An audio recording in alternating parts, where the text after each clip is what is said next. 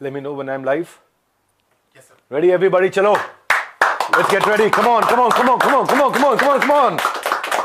10-day MBA में आप सबका स्वागत है। लेकिन आज 10-day MBA शुरू करने से पहले 10-day MBA में पहले अपनी मोबाइल एप्लीकेशन पे करने वाला था, लेकिन आज मैं YouTube पे आया हूं। स्पेशली बहुत सारे वीडियोस बने।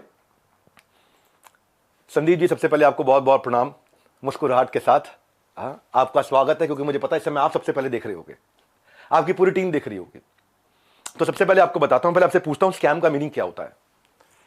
स्कैम का मीनिंग क्या होता है? डेफिनेशन जानते हैं आप? स्कैम, स्टॉप स्कैम बिजनेस क्या है? फाइनेंशियल स्कैम है? किस तरीके का स्कैम है? भाई आपको समझा देता हूं।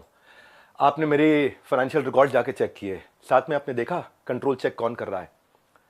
एक एक करके आपसे पूछता हूं सवाल में, और आपसे सवाल पूछता हूं, मुझे पता है अब आप जवाब देना शुरू करेंगे, और आपसे रोज सवाल करूंगा मैं। रोज सवाल जवाब करते हैं। अब आपने जो आज छेड़ा है इसको, हमारा ऑडिट कौन करता है? छज्जू लाल गुप्ता एंड सन्स नहीं करता, लल्लू लाल गुप्ता एंड सन्स नहीं करता। बिग 4 ऑडिटर है पूरी दुनिया में। पूरी दुनिया में जिस चीज का बाजार में 1 लाख रुपए लगता है, उसका 25 लाख रुपए देता हूं मैं। जिस चीज का बाजार में 1 करोड़ रुपए लगता है, उसका 25 करोड़ देता हूं। 25 गुना ज्यादा। क्यों जानते हैं? क्योंकि हम चाहते हैं कि हम इतना ट्रांसपेरेंट रहें, इतना ट्रांसपेरेंट रहे, इसका कोई हिसाब नहीं। सबसे पहले आपकी जानकारी के लिए, आपकी ऑडिटर कौन है? आपसे थोड़े दिन में आके पूछूंगा, आपको पूरी डिटेल दूंगा।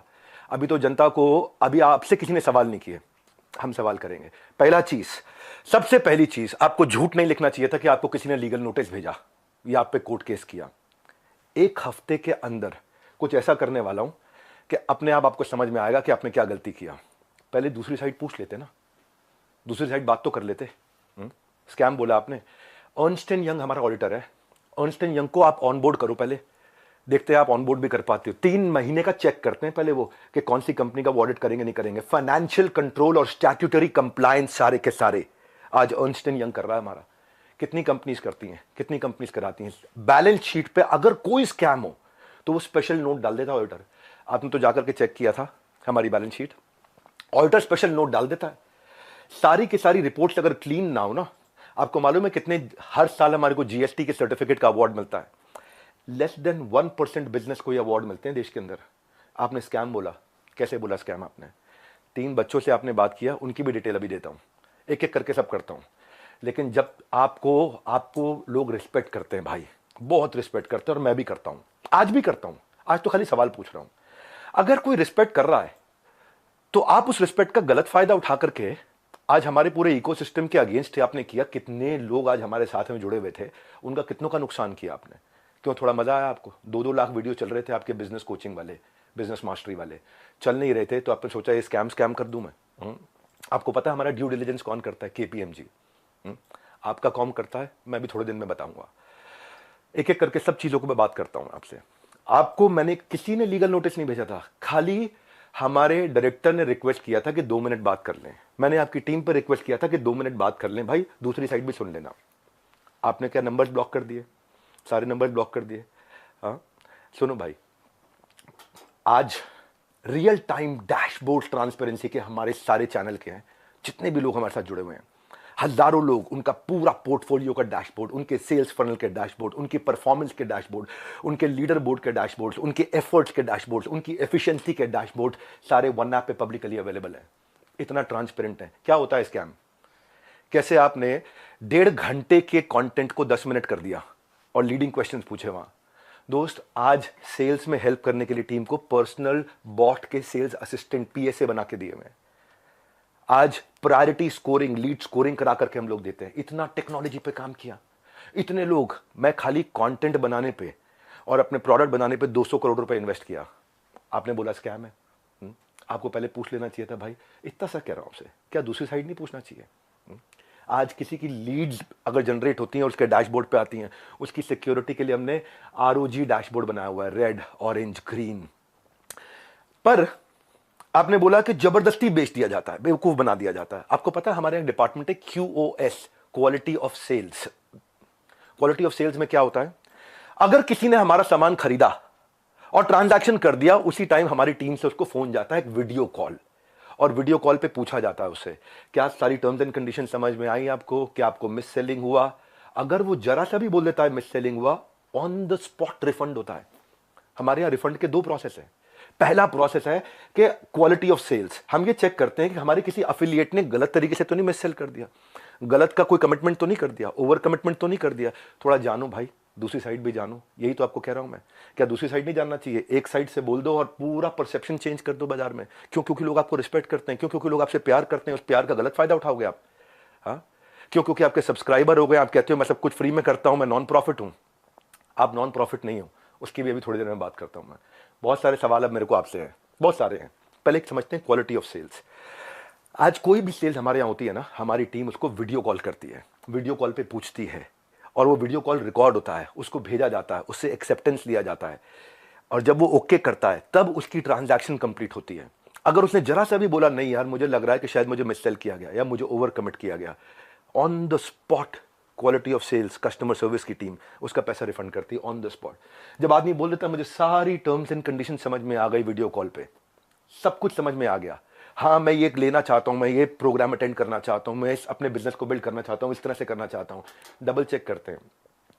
उसके बाद आगे हमारे यहाँ एक नियम है कि 100 दिन आप हमारे साथ में, एक या तो आप लर्निंग के लिए आए हो, अर्निंग के लिए आए हो, दोनों के लिए आए हो। लोग लर्निंग के लिए आते हैं, लेकिन उनको अगर ये अपॉर्चुनिटी मिलती है कि मैं अफिलिएट भी कर सकता हूं थोड़ा। मल्टी लेवल का मीनिंग क्या है आपको मालूम है? वो जब बहुत सारे लेवल हो, यहाँ एक ही लेवल है, अब वो अफिलिएट होता है, मल्टी लेवल नहीं होता। और जब अफिलिएट होता है और अफिलिएट बनके वो एक्सेप्ट करता है कि मुझे अफिलिएट की तरह काम करना है, तो भी हमने बोला कि अगर आपने 100 दिन काम किया, हमारे पास पूरा डैशबोर्ड है। और 100 दिन काम किया आपने, मेहनत करी, कितनी देर? पूरा दिन नहीं, 2-3 घंटा, 3.5 घंटा भी अगर आपने काम किया, इतना भी काम किया, पूरे डैशबोर्ड है एक एक आदमी के।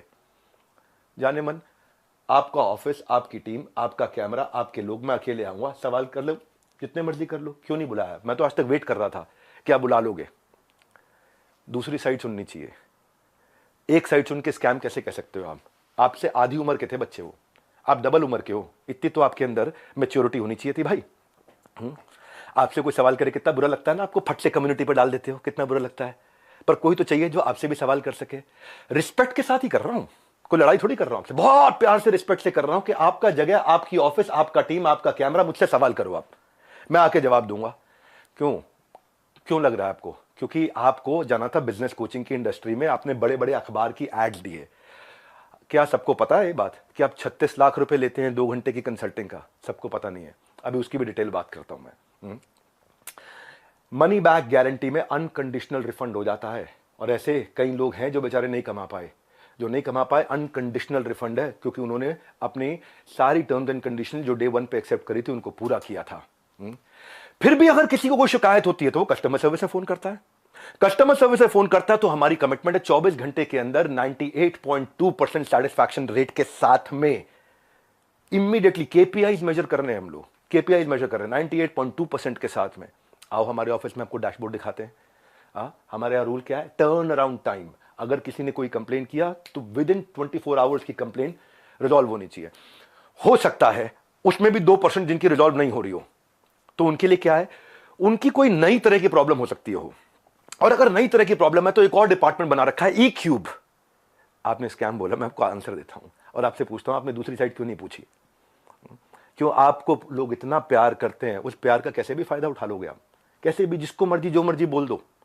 ई क्यूब सुनो, एम्पैथेटिक एग्जीक्यूशन फॉर एक्सेप्शन, ये हमारा एक अलग डिपार्टमेंट है कि एम्पैथेटिक मतलब एम्पैथी दिखाओ उस आदमी के प्रति, एग्जीक्यूशन में हेल्प करो जो एक्सेप्शनल प्रॉब्लम लेके आया। अगर मेरी 730 नियम कानून की किताब है और 731वीं समस्या आ गई तो नया प्रोसेस बना करके, नई पॉलिसी बना के इसकी प्रॉब्लम भी सॉल्व किया जाए।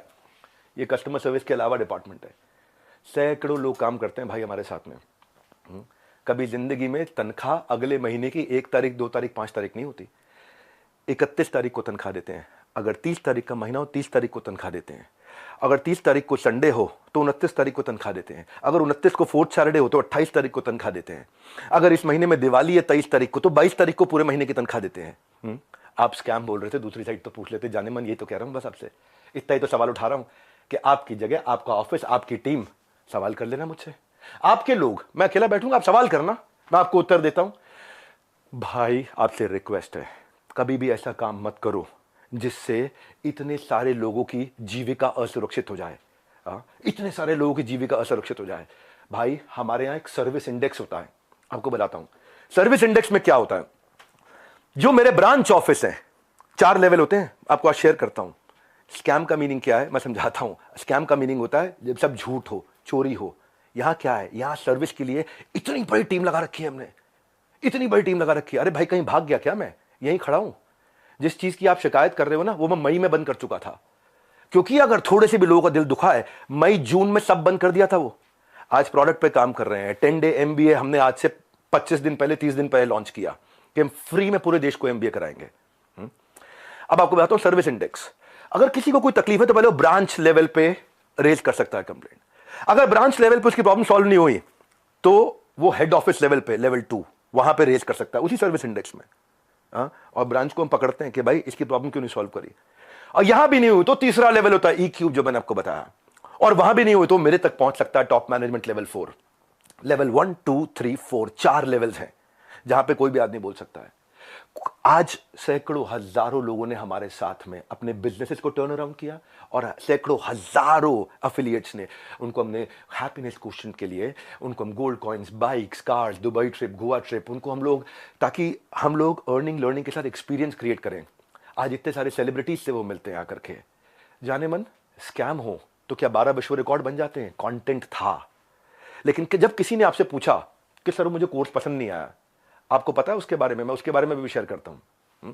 पर उससे पहले 12 विश्व रिकॉर्ड क्यों बने? क्योंकि लोगों को कंटेंट समझ में आया। आपको पूछना चाहिए था उससे। आपने क्या लीडिंग क्वेश्चन किए? जो लोग वहां अटेंड किए थे ना, उन्होंने बताया विवेक सर आपकी वहां बहुत तारीफ भी हुई, लेकिन संदीप माहेश्वरी ने काट दिया।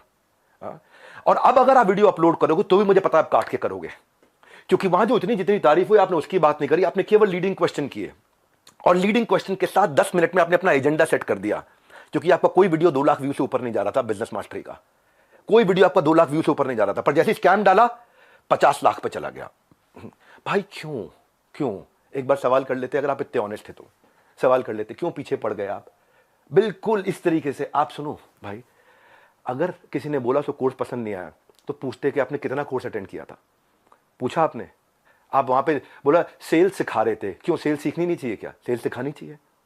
आज सुबह 8 बजे संडे को जो मैं केस स्टडीज लाता हूं, उस पर इतना मेहनत करते हैं, फ्री में इतना कंटेंट देते हैं। जब मेरे साथ में इतने बिलियनियर प्रोफेसर आकर के, अरबपति बड़े बड़े, हर एक प्रोफेसर जो 5 10 20 हजार करोड़ 50 हजार करोड़ का काम कर रहा है, वो आके हमारे साथ में काम करता है, हमारे ऑफिस देखता है, इंफ्रास्ट्रक्चर देखता है, इतनी बड़ी टीम्स देखता है। स्कैम नहीं है भाई, इतनी बड़ी टीम सपोर्ट के लिए। दूसरी साइड भी पूछना चाहिए था। फिर से आपको याद दिला रहा हूं, मैं कोई आपसे झगड़ा नहीं है, मेरा कोई लड़ाई नहीं है, बस सिर्फ इतना कह रहा हूं कि आपको बहुत रिस्पेक्ट करता हूं, बस इतना कह रहा हूं कि एक बैलेंस्ड अप्रोच रखनी चाहिए थी। देखो क्या होता है, जब कोविड भी था ना, ये कोई मैं विक्टिम कार्ड नहीं प्ले कर रहा, जब कोविड भी था ना, तो मेरे एक कंटेंट में एक लड़का काम करता था, उसके फादर की डेथ हो गई। क्यों? क्योंकि सेकेंड वेव के अंदर ऑक्सीजन नहीं मिल रही थी लोगों को। जाने मन ये एम्प्लॉइज, हमारे ही लीडर्स ने जान लगा के रातों रात पूरा अस्पताल खड़ा करा दिया था। 2 करोड़ लोगों को हमने फ्री मील्स बंटवाए थे, 200 बेड का अस्पताल तैयार किया, अपनी जेब से बहुत पैसा लगाया। क्यों? ताकि न केवल हमारे एम्प्लॉइज, बाकी लोगों के लिए भी हम खर्च सकें।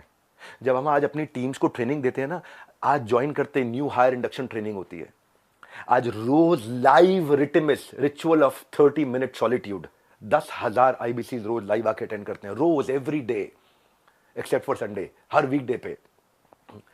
जब कोई ऑनबोर्ड होता है ना, तो उसको आईबीसी सर्टिफिकेशन, आईसीपी प्रोग्राम कराते हैं। आज हमारे ट्रेनर्स जो है ना, 700 किलोमीटर से 1200 किलोमीटर ट्रैवल कर करके जाकर के हमारे टीम्स को, एफिलिएट्स को सपोर्ट करते हैं।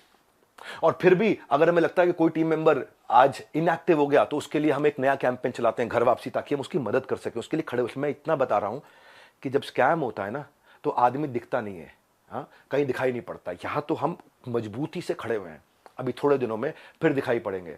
आप और डालो कम्युनिटी में पोस्ट, खूब डालो, है ना, खूब डालो, को मजा आ रहा है सब करने में। मैं इतने दिन से वेट कर रहा था, आपको इतना ही रिक्वेस्ट लिखा था, आपने पहले झूठ बोल दिया, आपको लीगल नोटिस भेजा। किसी ने लीगल नोटिस नहीं भेजा आपको, दिखा दो अगर है तो लीगल नोटिस।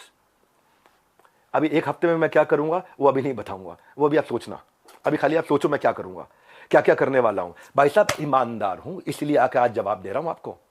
मेरा जो एंटरप्रेन्योर सर्टिफिकेशन प्रोग्राम है ना, 30 दिन का होता है, लाइव बहुत बड़ा स्टूडियो है जहां पे लाइव क्वेश्चन आंसर होते हैं 30 दिन तक। एंटरप्रेन्योरशिप जो एफिलिएट ज्वाइन करते हैं, 30 दिन की ट्रेनिंग उनके लिए, कैसे एंटरप्रेन्योर माइंडसेट बिल्ड करेंगे, ग्रूमिंग करेंगे, पर्सनालिटी करेंगे, अपना ब्रांड कैसे बनाएंगे, सेलिंग स्किल कैसे होगा। फिर भी क्योंकि कुछ लोग ने मिस सेलिंग किया था नीचे, बहुत छोटी मात्रा थी। भाई साहब मैंने पूरा प्रोग्राम मई में बंद कर दिया, जिसका वीडियो आपने आज बनाया अपना बिजनेस मास्टरी शुरू करते वक्त। टाइमिंग है जाने मन। ये मैं वही विवेक बिंद्रा था जिसको आपने बोला इसके साथ मिलकर मैं कोई धमाका करना चाहता था, है ना। आपको पता है हमने आज डॉक्टर विवेक बिंद्रा एक ऐसा एआई बिजनेस कोच लॉन्च किया, फ्री में लोगों के क्वेश्चन आंसर जवाब दे रहे हैं। पूरी दुनिया के यूनिवर्स का बिजनेस नॉलेज उसके अंदर हमने ऐड कर दिया, लोग क्वेश्चन आंसर कर सकते हैं फ्री में। हाँ, पैसे नहीं ले रहे उसके लिए हम लोग। ये स्कैम होता है। हाँ, इतने सारे बिजनेसेस ऐसे हैं जिनके अब मैं टेस्टिमोनियल डालना शुरू करूंगा। Just watch out, keep watching out now. हाँ, कुछ करा है तो जवाब दे रहे हैं, खाली खोखले नहीं बैठे हैं भाई। हाँ, कंटेंट मार्केटिंग में इतना अफिलिएट्स की हेल्प करते हैं हम लोग लेवल लेवल पे। आपको मालूम है हमने एक डीलो बनाया हुआ है, डे इन लाइफ ऑफ। मेरे एक अफिलिएट की डे इन लाइफ ऑफ कैसा होता है, उसका वन ऐप पे उसका ऑफिस बना देते हैं, पूरा बड़ा संसार है। ये मेरा आखिरी वीडियो नहीं है, आप डालो कम्युनिटी पे पोस्ट और डालो। तो मैं आपसे आज सारी की सारी कम्युनिटी से एक सवाल करता हूं, क्या आप चार्ज नहीं करते? क्या आप पैसा नहीं मांगते लोगों से? आपका प्लेज क्या था? आज मैंने खोल के पढ़ा, आपका प्लेज पढ़ देता हूं मैं। आपके वीडियो में था, I will never take even a single rupee for my sessions in my entire life, not even after my death, my sessions are free for all. था आपका प्लेज? ये आपका प्लेज था। Same word to word repeat कर रहा हूं, कुछ change नहीं कर रहा। लेकिन आज मैं ईमेल्स दिखाऊंगा। रुक जाओ, ये तो लाइव है, अभी तो 10 डे एमबीए के लिए आया हूं, 10 डे एमबीए होगा। लेकिन ईमेल दिखाऊंगा जहां 2 घंटे के लिए दूसरों के दफ्तर में जाने का आप 36 लाख रुपए लेते हो, और 2 घंटे के लिए अपने दफ्तर में बुला करके अगर आप अपना सेशन देते हो प्राइवेट किसी को भी तो 9 लाख रुपए मांगते हो। कौन से ईमेल एड्रेस से करते हो? ये meet@swat.com। बता देना गलत है तो meet@swat.com, और डालो कम्युनिटी पे पोस्ट। अब एक एक का जवाब देते रहूंगा। आप ये मत सोचना, अभी तो कई चीजें हैं जो मैं आज पूरा नहीं बोलूंगा, क्योंकि आज मैं 10 डे एमबीए के लिए आया हूं, और 10 डे एमबीए जानबूझ के यूट्यूब पे किया आज मैंने। आप आज जो आपकी मैडम है मोनिका, उनको मैंने फोन किए थे, यही तो रिक्वेस्ट किया था कि 2 मिनट बात करा देना। मेरे पास मैसेजेस हैं अभी भी, यही रिक्वेस्ट किया था कि संदीप भाई से रिक्वेस्ट करिए कि 2 मिनट बात करा दें। आपने नंबर ब्लॉक करा दिया और कम्युनिटी पे पोस्ट डाल दिया। भाई लोग आप पे भरोसा करते हैं, उसका गलत इस्तेमाल नहीं करना चाहिए भाई। इतना रिक्वेस्ट कर रहा हूं, बहुत प्यार से तो बोल रहा हूं आपको मैं। आपने प्यार से सवाल उठाए, मैं भी प्यार से सवाल उठा रहा हूं आप पे। और अब आप और डालो कम्युनिटी पे पोस्ट, मैं और उठाऊंगा सवाल आपसे, क्योंकि आज सारे सवाल नहीं कर रहा। मुझे पता है, क्योंकि आपको मजा आता है। पहले भी आपने किसी के साथ किया था, कोई जेंटलमैन है, मुझे नाम याद नहीं है उसका, किसी को याद है क्या नाम था? चलो मेरे को नाम याद नहीं आ रहा, और बाकी टीम भी मना कर रही है उनका नाम मत लो, तो मैं उनका नाम नहीं ले रहा। वो तब भी आप रोज कम्युनिटी पे पोस्ट डालते थे, लड़ाई करते थे रोज। आपको उसमें शायद मजा आता है, स्वाद आता है। आप डिप्रेशन से गुजर रहे थे, उसके लिए मैं प्रार्थना करता हूं भगवान से आपको कभी तकलीफ ना हो, आपके किसी दुश्मन को भी तकलीफ ना हो, आप आगे बढ़ो, खूब आगे बढ़ो, खूब मदद करो। पर जाने मन ये कह रहा था, जिस धागे की गांठ को खोला जा सकता था उस पर कैंची चलाने की जरूरत नहीं थी। जिस धागे की गांठ को खोल सकते थे उस पर क्यों कैंची चलानी थी? ये आपके meet@swat.com, इसके अब मैं स्क्रीनशॉट्स दूंगा कि आप कैसे पैसा मांगते हो। आपका प्लेज था 1 रुपया नहीं लूंगा अपने सेशंस के लिए, लेकिन आप पैसा मांगते हो। इतना ही नहीं, हिंदुस्तान टाइम्स में आपने बिजनेस लीडर्स ऑफ ग्रोथ के लिए 75 लाख रुपए की आपने एड्स, रुपया कितना दिया मुझे नहीं पता, लेकिन बाजार में उसकी कॉस्ट 75 लाख रुपए होती है। फुल पेज एड्स डाली कि मैं 1-on-1 बिजनेस कोचिंग करता हूं और उसके लिए पैसा लेता हूं। फ्रंट पेज एड, फ्रंट के साथ में बैक टू बैक 2-2 पेज की एड। संदीप भाई पूछ तो सकते थे सामने वाले से, उन बच्चों से कि आपने कोर्स कितना अटेंड किया, क्या अटेंड किया। लेकिन आपने बोल दिया, भाई एक बात बताओ, हमारे तो आपने प्राइस बता दिया कि हम ये प्राइस लेते हैं 50,000 रुपए का कोर्स, पर आप भी तो भाई 50 रुपए की, 200 रुपए की फोटो का 20,000 रुपए, 50,000 रुपए, 1 लाख रुपए लेते हो। तो मैं भी तो बोल दूंगा, भाई वो फोटो तो मैं ऐसे खींच सकता हूं। हमें पता है भाई, हम रिस्पेक्ट करते हैं, मेहनत लगती है आपकी फोटो खींचने में। आप एक स्टूडियो तैयार करते हो, आप आर्टिस्ट बुलाते हो, उसकी फोटो खींचते हो, हम रिस्पेक्ट करते हैं, हम उसकी रिस्पेक्ट करते हैं। कहने को तो कोई कह सकता है 200 रुपए की फोटो, 1,000 रुपए की फोटो, 2,000 रुपए की फोटो, आप क्यों 40-50 हजार रुपए लेते हो एक एक फोटो का, क्यों 20-20 हजार रुपए लेते हो एक एक फोटो का? लेकिन भाई वो हमारा काम नहीं था। दूसरी साइड भी समझनी चाहिए, आपकी दूसरी साइड जैसे मैं समझ रहा हूं कि आप मेहनत करते हो बनाने में, काम को करने में। आप कॉन्वर्सेशन को उस दिन एक डायरेक्शन पे लेके गए, बस यही रिक्वेस्ट है, वो नहीं करना चाहिए था। जब मैं आया था आपके चैनल पे तो आपने मुझसे कहा था एक स्टेज पर आकर धमाका करेंगे, मैं इतना, आप बिजनेस के मामले में, एंटरप्रेन्योरशिप पे आपको बहुत अच्छी नॉलेज है। आज वो आपने वीडियो डिलीट कर दिया, क्योंकि आपको फील हो रहा होगा ना भाई। मैं ये कह रहा था कि इसकी टाइमिंग क्यों है ऐसी। हो सकता है मैं गलत हूं, हो सकता है मैं बिल्कुल गलत हूं, लेकिन टाइमिंग ऐसी है कि आपने बिजनेस मास्टरी का जो अपना प्रोग्राम लेकर के आया, उसके एवरेज व्यू 2 लाख व्यूज पर वीडियो था। फिर आपने कोई रियल मोटिवेशन एक्सपोज किया, उस पर 12 लाख लोगों ने देख लिया। हाँ, फिर आगे 7 आपने बिजनेस मास्टरी के एपिसोड डाले, तब भी फिर 2-3 लाख लोगों ने देखा। लोग देख नहीं रहे थे, क्योंकि लोग आपसे बिजनेस सीखने नहीं आते ना। तब आपने अखबारों में ऐड डाली, मैं प्राइवेट सेशन करूंगा, मैं 36 लाख रुपए लूंगा, मैं 9 लाख रुपए मेरे यहां आ जाओ, 36 लाख रुपए मैं आपके यहां जाकर के लूंगा। आपको देखा बात नहीं बनी, तब आपने बिग स्कैम एक्सपोर्ट डाल दिया। 10 मिनट का वीडियो, नॉर्मली आपके वीडियो 25 मिनट 30 मिनट के होते हैं, उस दिन आपने केवल 10 मिनट का डाला, जबकि वहां कॉन्वर्सेशन 1.5 घंटे की हुई थी। अब उस पर अचानक 5 मिलियन व्यूज आ गए, वो 2 लाख। क्योंकि भाई जब आप इस तरह की बात करते हो, सनसनीखेज बात करते हो, तो मैं एक बात बताता हूं आपको, लॉजिक पे क्यों नहीं करते बात। संदीप भाई आप देख रहे हो, मुझे मालूम है, अच्छे से देख रहे हो, आपकी टीम भी देख रही है, जनता भी देख रही है। भाई लॉजिक क्या होता है, आप वहां जज बने, आपने जज बन के वर्डिक्ट दे दिया।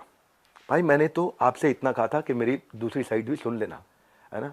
आपने इतना लंबे लंबे कम्युनिटी रिपोर्ट डाल दिया, प्यारे विवेक और न जाने क्या क्या लिख दिया। भाई जब आप जज बनते हो तो जज बनो जज। आप रिस्पेक्टेबल आदमी हो, लेकिन जब जज बनते हो तो किसी की एप्लीकेशन पे जजमेंट नहीं होता है। सामने वाले को नोटिस देना होता है, उसको बुलाना होता है, दोनों पक्षों को सुनना होता है।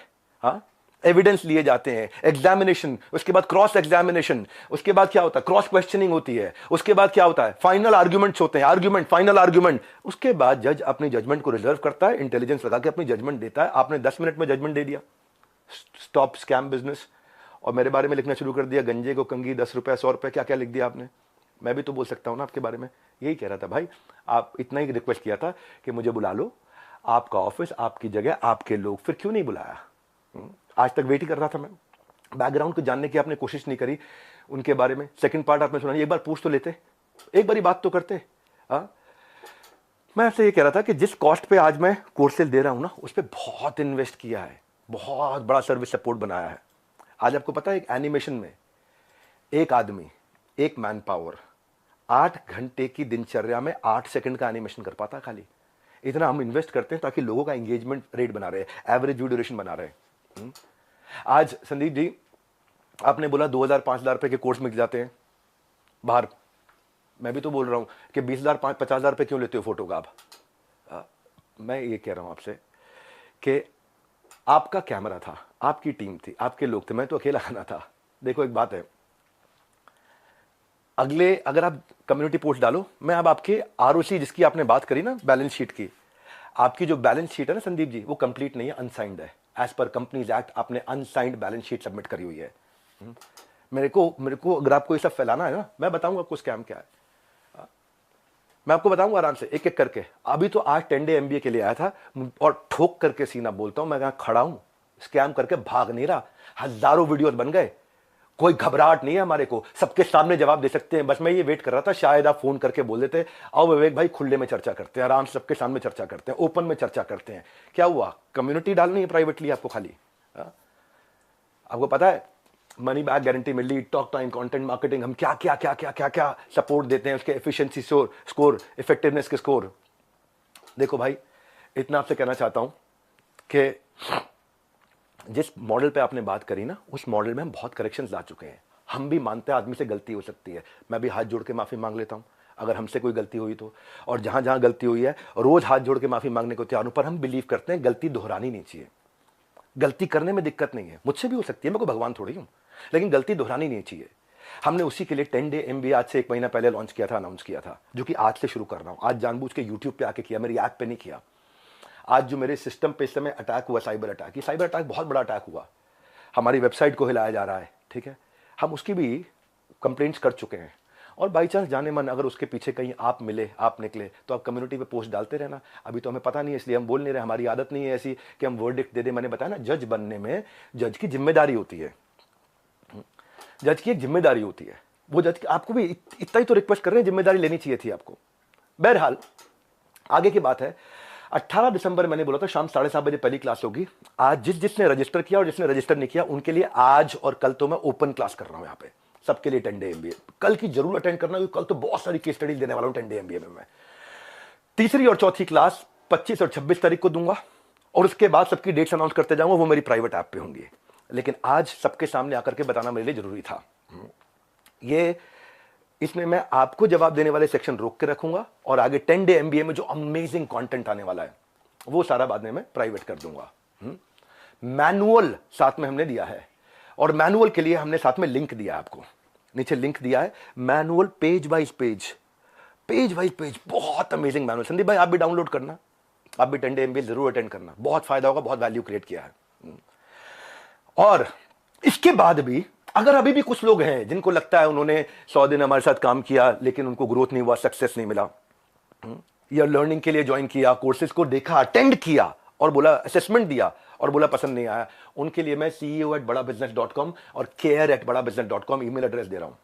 इन दोनों में से कोई भी एक चीज हुई कि आपने कोर्सेज अटेंड किए, असेसमेंट्स दिए लेकिन आपको पसंद नहीं आया, फायदा नहीं हुआ, या आप अफिलिएट बनने आए थे और आपने जो टर्म्स एंड कंडीशंस एक्सेप्ट करी हुई हैं, जो खुद एक्सेप्ट करी हुई हैं, उनको आपने फॉलो किया।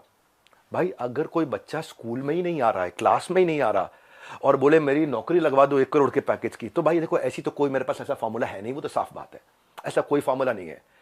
थोड़ी मेहनत आप करोगे, पूरी जान हम लोग लगाएंगे, पूरी जान हम लोग लगाएंगे, डट के जान लगाएंगे भाई, तुक्के से नहीं पहुंचे यहां पे, तुक्के से नहीं पहुंचे। तो ये आज ये 12 विश्व रिकॉर्ड, 110 ऑफिस, सैकड़ों एम्प्लॉइज, ऑर्गेनाइजेशन मजबूत है, वापस खड़ा हूं 10 डे एमबीए के साथ में। और 10 डे एमबीए जिन्होंने रजिस्टर किया है, अच्छा 1 मिनट और लेता हूं भाई, वो जिनको आपने वहां खड़ा किया था उनका नाम याद है किसी को? Sonu, thank you. जिनको आपने खड़ा किया था सोनू, वो सोनू के आपको वीडियो यहां पे प्ले कर सकते हो क्या? पॉसिबल है?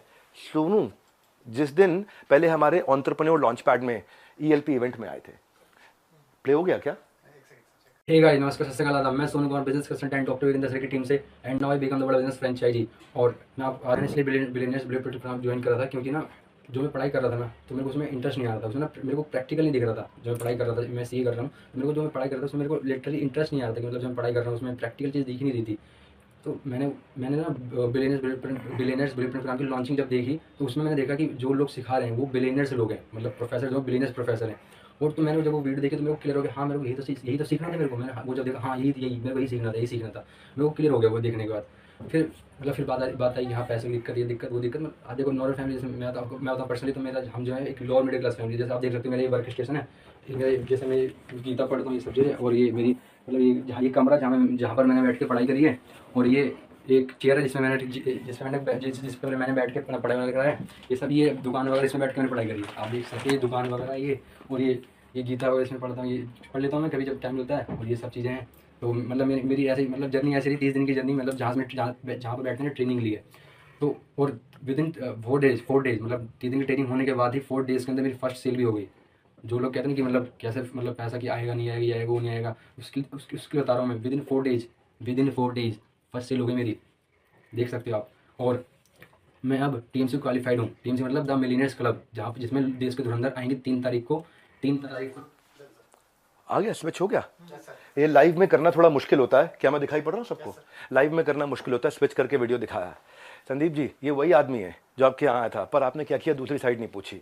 अभी आप कम्युनिटी पे पोस्ट डालो, मैं वापस आऊंगा, रेगुलर डालो, क्योंकि अब मेरी जिम्मेदारी बनती है। आप नहीं बुला रहे, आपको शायद कोई घबराहट थी मुझे अपने साथ बुला के वहां बिठाने में और वहां डायरेक्ट सवाल करने में, एक एक सवाल का जवाब दूंगा। फिलहाल के लिए 10 डे एमबीए शुरू करने जा रहा हूं। मैं जानता हूं बहुत देर हो गई, लगभग आधा घंटा होने वाला है। अब 10 डे एमबीए शुरू करने जा रहा हूं, 1.5 घंटे की पावरफुल क्लास, जिसके लिए आपको मैनुअल दिया है। मैनुअल को यहीं से डाउनलोड कर लो, मैनुअल के साथ साथ क्लास देखना, और उसके बाद जाने मन आकर के कमेंट बॉक्स में मुझे बता देना कि आपको कैसा लगा। ये एक बात और बोल रहा हूं, उसके बाद आकर के अगर हाँ आज भी किसी को तकलीफ बची है, माफी मांगने को तैयार हूं, पैसा सब आपको सपोर्ट करने को तैयार हूं। ceo@badabusiness.com, care@badabusiness.com पे ईमेल कर देना मुझे। और अगर आज की 10 डे एमबीए क्लास आपको पसंद आई तो सोचो 10 दिन में कितना सीखने को मिलेगा। लगातार इसका शेड्यूल आपको मिलता रहेगा। #10 डे एमबीए पे अपना फीडबैक और अपना एक्सपीरियंस जरूर शेयर कर देना। हमारे साथ जुड़े रहने के लिए, इस 10 डे एमबीए को ज्वाइन करके पूरा अटेंड करने के लिए आप सबका मुस्कुराहट के साथ, गर्दन झुका के, हाथ जोड़ के, हृदय की गहराइयों से प्रेम पूर्वक बहुत बहुत धन्यवाद।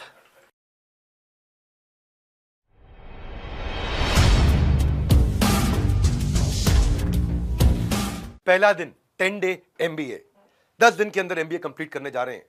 और आज पहला अध्याय हमारा सोलोप्रेन्योर टू एंटरप्रेन्योर। वैसे जब भी आप सुनते हैं कि कुछ फ्री है तो पहली चीज दिमाग में आती काम का नहीं होगा, कोई हिडन कॉस्ट होगा, कहीं बेवकूफ बनाने वाली बात तो नहीं है।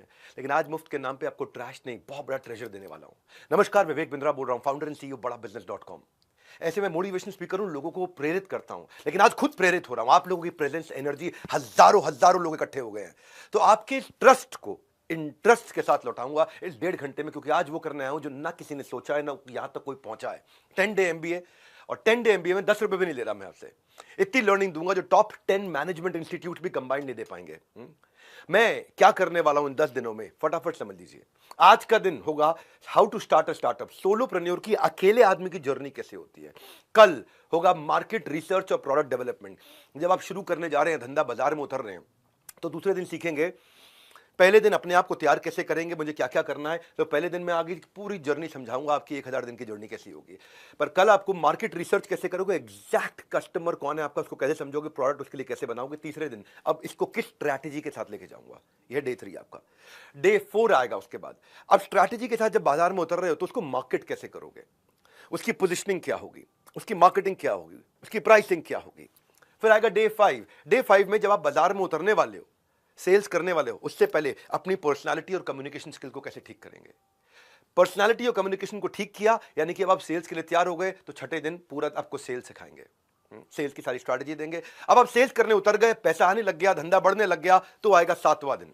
उसमें क्या होगा, जब बिजनेस बढ़ रहा है, पैसा आ रहा है, सेल्स हो रही है, तो आपको और मैन पावर चाहिए, तो एचआर सिखाएंगे कि मैन पावर कैसे हायर करें, एंगेज करें, रिटेन करें, कैसे टैलेंट को एंगेज करें। 8वें दिन अब आपके पास मैन पावर भी आ गई है, माल भी बिक रहा है, धंधा भी बढ़ रहा है, तो अब इस ऑर्गेनाइजेशन की प्रोडक्टिविटी को कैसे मल्टीप्लाई करूं, क्योंकि माल बिकने लग गया है, टीम आ गई है, ऑर्गेनाइजेशन बढ़ रही है, तो प्रोडक्टिविटी कैसे मल्टीप्लाई करूं। यह 8वां दिन। और यह 8वां दिन जब आप प्रोडक्टिविटी सीख जाओ कैसे मल्टीप्लाई करें, तो अब आता है 9वां दिन के अब आपको एक्सपैंड करना है, नए शहर में जाना है, आपको एक्सपैंड करके डिस्ट्रीब्यूशन नेटवर्क, रिटेल चेन, आपको सीएनएफ, आपको फ्रेंचाइजी, आपको ऑपरेशंस, आपको एक्सपेंशन, बिजनेस ऑपरेशंस, वो सारी चीज 9वें दिन सिखाऊंगा। और 10वें दिन ये सब सीमलेस कैसे रहे, वो है एग्जीक्यूशन। तो 10वें दिन होंगे एग्जीक्यूशन फ्रेमवर्क के। 10 दिन के अंदर पूरी तरह से आपको बिजनेस के लिए रेडी कर दूंगा। 10 डे एमबीए, ये 10 दिन फ्री है, पर इसके आगे फी की हर डिग्री है। तो करते हैं, किक स्टार्ट मारते हैं पहले दिन की लर्निंग का पहला गियर। और पहला गियर शुरू हो रहा है हमारे आज डे 1 से, how to start a startup, एक सोलोप्रेन्योर की, एक अकेले आदमी की जर्नी कैसे होती है। अगर आपकी ऑर्गेनाइजेशन बिल्ड हो चुकी है, बड़ी हो चुकी है, तो भी आपके लिए जरूरी है, और अगर आपकी ऑर्गेनाइजेशन अभी शुरू हुई है, तो आपके लिए बहुत ही ज्यादा जरूरी है। ध्यान रखिएगा, हर 1.5 घंटे के सेशन में एंड की तरफ आपका एक असेसमेंट होगा, एग्जामिनेशन होगा, उसे कंप्लीट करने में 75% मार्क्स लेने पे आपको सर्टिफाई किया जाएगा। दूसरी चीज ध्यान रखिएगा, अगर ये प्रोग्राम आपने बीच में छोड़ दिया, तो अगली बार अटेंड करने के लिए आपको 19,000 रुपए देने पड़ेंगे। तो पहली बार के लिए सारे अटेम्प्ट मैं खाली सीरियस लोगों को बुलाना चाहता हूं, मेरे को भीड़ नहीं इकट्ठी करनी है। एक कहावत आपने सुनी होगी कि अकेला चना भाड़ नहीं फोड़ता। जिसने भी लिखी, पता नहीं उसका क्या माइंडसेट था, और चने का तो पता नहीं, लेकिन अकेला इंसान भाड़ क्या पूरा पहाड़ फोड़ सकता है। दशरथ मान जी पूरा पहाड़ फोड़ दिया। अकेला इंसान बहुत कुछ कर सकता है। सोलोप्रेन्योर की जर्नी आज जब शुरुआत जर्नी होती है तो कैसी होती है। अगर आप स्टूडेंट हो, बिजनेस की शुरुआत कर रहे हो, तो ध्यान से, मन से, कान लगा करके सुनोगे, बीच में छोड़ के जाओगे तो एकदम छूट जाओगे। पूरा 10 दिन अटेंड करना है, सारे के सारे सेशन। आज day 1, how to start a startup, अपनी भाषा में कबीरा दिए समझाए, काम करो बस उतना जितने में सैलरी मिल जाए। प्राइवेट कंपनी में वही कुछ कर दिखाता है जो मेहनती गधे से, पहले मेहनती गधा था, मेहनती गधे से कंपनी का जीजा बन जाता है, वही कुछ करके दिखाता है तो कंपनी का जीजा बन जाता है। वो कहते हैं ना, छोटी सोच पांव की मोच इंसान को आगे बढ़ने नहीं देती। आज मैं इस मानसिकता को नष्ट कर दूंगा और आपको तैयार कर दूंगा सोलोप्रेन्योर की जर्नी के लिए, जिसमें ऐसा कहते हैं कि सोमवार को लोग बोलते हैं ना नौकरी करते वक्त कि केवल शरीर ही दफ्तर जा रहा है, आत्मा तो घर पे रहती है। रघुपति राघव राजा राम, पर वो ये नहीं कहता कि जितनी तनख्वाह उतना काम, वो कहता है दबा के करेंगे काम, सुबह हो या शाम, लेंगे अपनी मर्जी का दाम, अपनी मर्जी का समय, अपनी मर्जी की जगह, अपनी मर्जी का काम, अपनी मर्जी का दाम, दुनिया लेगी सुबह शाम पूरे सम्मान से आपका नाम। तो जो शुरुआत होती है स्टार्टअप की, वो आसान नहीं होती। फ्रीलांस की तरह शुरू करते हो, अकेले शुरू करते हो, बड़ा अंडररेटेड प्रोफेशन है। लेकिन जो लोग वास्तव में फ्रीलांसर नहीं है, उनको लगता है कि फ्रीलांसर बेचारा बेरोजगार है, पर सच्चाई ये है कि स्टार्टअप एक बहुत ही स्ट्रेस का और लोनलीनेस का एक एक्सपीरियंस है, अकेलेपन का एक्सपीरियंस है। वो तूफान में उसको पलना पड़ता है। कहते हैं ना, जो तूफानों में पलते जा रहे हैं वही दुनिया बदलते जा रहे हैं। तो as a freelancer, as a solopreneur, no matter what you do, लोग आपको शुरू में जज करेंगे, आपको इग्नोर करेंगे, आप पे हंसेंगे, आपका मजाक उड़ाएंगे, आपसे जेलस होंगे। आज तो इस पे हंस रहे हैं जो, वो कल तेरा गुणगान करेंगे, करके दिखा कोई कमाल, लोग तो इस पे अभिमान करेंगे। छोटे बदलाव से शुरुआत होगी और वही बड़ी कामयाबी का हिस्सा बनेगा। सो लेकर आया हूं फिर से आपकी काम की बात। ध्यान से सुनना मेरी बात, इसका कोई नहीं है रिपीट टेलीकास्ट, है रिपीट टेलीकास्ट, पेमेंट करना पड़ेगा। मैं हमेशा फ्री देना चाह रहा हूं, सबको फ्री देना चाहता हूं। अगर आप सीरियस नहीं हो तो आपके लिए काम का नहीं है, आपको पेमेंट करना पड़ेगा। बहरहाल आज 20 चैप्टर्स ले रहा हूं मैं। आज सोलोप्रेन्योर की जर्नी के पहला चैप्टर है, हमेशा शुरुआत अकेले फ्रीलांसिंग से होती है, लेकिन उसकी प्लानिंग करनी होती है। ऐसा नहीं कि उठाया बंदूक गोली मार दिया उसके बाद निशाना लगाया। पहले रेडी होगा, फिर एम करेगा, उसके बाद शूट करेगा। लोग क्या करते हैं, शूट पहले करते हैं और एम बाद में लगाते हैं। 90% लोग ऐसे ही बाजार में उतर जाते हैं। तो मैं आपको मन का काम और मन के मुताबिक इनकम, ये पेयर बहुत रेयर है। ये पेयर बहुत रेयर है कि मन का काम भी हो और मन के मुताबिक इनकम भी हो। मेरे मन में क्या है और मेरी इनकम में क्या है, दोनों मिल जाए, ये बहुत रेयर पेयर है। तो अगर फ्रीलांसर बन के मन का काम ढूंढना है तो पहले अपने अंदर कुछ बातें ढूंढो। पहली चीज, मैं क्यों शुरू कर रहा हूं, अपना गोल पहचानो, चाहिए क्या मुझे, क्योंकि जो अपने लक्ष्य में खो गया वो सफल हो गया। तो फ्रीलांसिंग अकेले शुरू करना एक स्टेपिंग स्टोन है। 10 डे MBA, 10 दिन में मजा आने वाला है। बहुत डिटेल तक ले जाऊंगा, पूरी जर्नी 10 दिन में बिल्ड होगी। लक्ष्य जितना बड़ा होगा उतना बड़ा बलिदान चाहिए, जिद चाहिए, जुनून चाहिए, दृढ़ निश्चय का स्वाभिमान चाहिए। सो काम, अब इसमें जो मानसिकता मैं आज तोड़ रहा हूं, ये पहले अध्याय के पहले चैप्टर में, 20 चैप्टर में से, वो ये है कि जो ऐसी बिल्कुल रॉटन मानसिकता होती है ना कि काम करो या ना करो, काम की फिक्र करो, और फिक्र करो या ना करो पर बॉस के आगे उसका जिक्र करो, जो काम करे उसकी उंगली करो, जो काम ना करे उसकी चुगली करो। इस मानसिकता को तोड़ के शुरुआत कहां से करोगे आप अपने सपने और अपनी रियलिटी का मैच करोगे। आपकी एस्पिरेशन और आपका एक्शन, मुझे जाना यहां है तो उस दिशा का वेक्टर को डिसाइड करोगे, उस दिशा को तैयार करोगे। आप जब सपना देखोगे ना, मुश्किलें हजार आएंगी, लेकिन बहुत खूबसूरत वो दिन होगा जब कामयाबी शोर मचाएगी। दूसरी चीज ये देखो कि मेरी स्ट्रेंथ कहां पे है। अगर आप कहीं फुल टाइम नौकरी कर रहे हो, कुछ भी कर रहे हो, एक थोड़ा समय निकाल करके चेक करो कि मुझे कौन से स्किल को अपग्रेड करना है, और जो स्किल मेरा अच्छा है, जिसके लिए मुझे बाजार में प्राइस मिल सकता है। हर स्किल का प्राइस नहीं मिलता, और जिसका प्राइस मिलता है कई बार मेरे पास वो स्किल नहीं होता। हाँ, तो कहाँ जाना है आपको स्किल बिल्डिंग के लिए, आपको किसके पांव छूने हैं, कहां सर झुकाना है, ये हुनर आपके अंदर आ जाए तभी आपका जमाना है। ज्ञान प्राप्त करने के लिए किसके पास जाना है, इसको थोड़ा सा समझना है।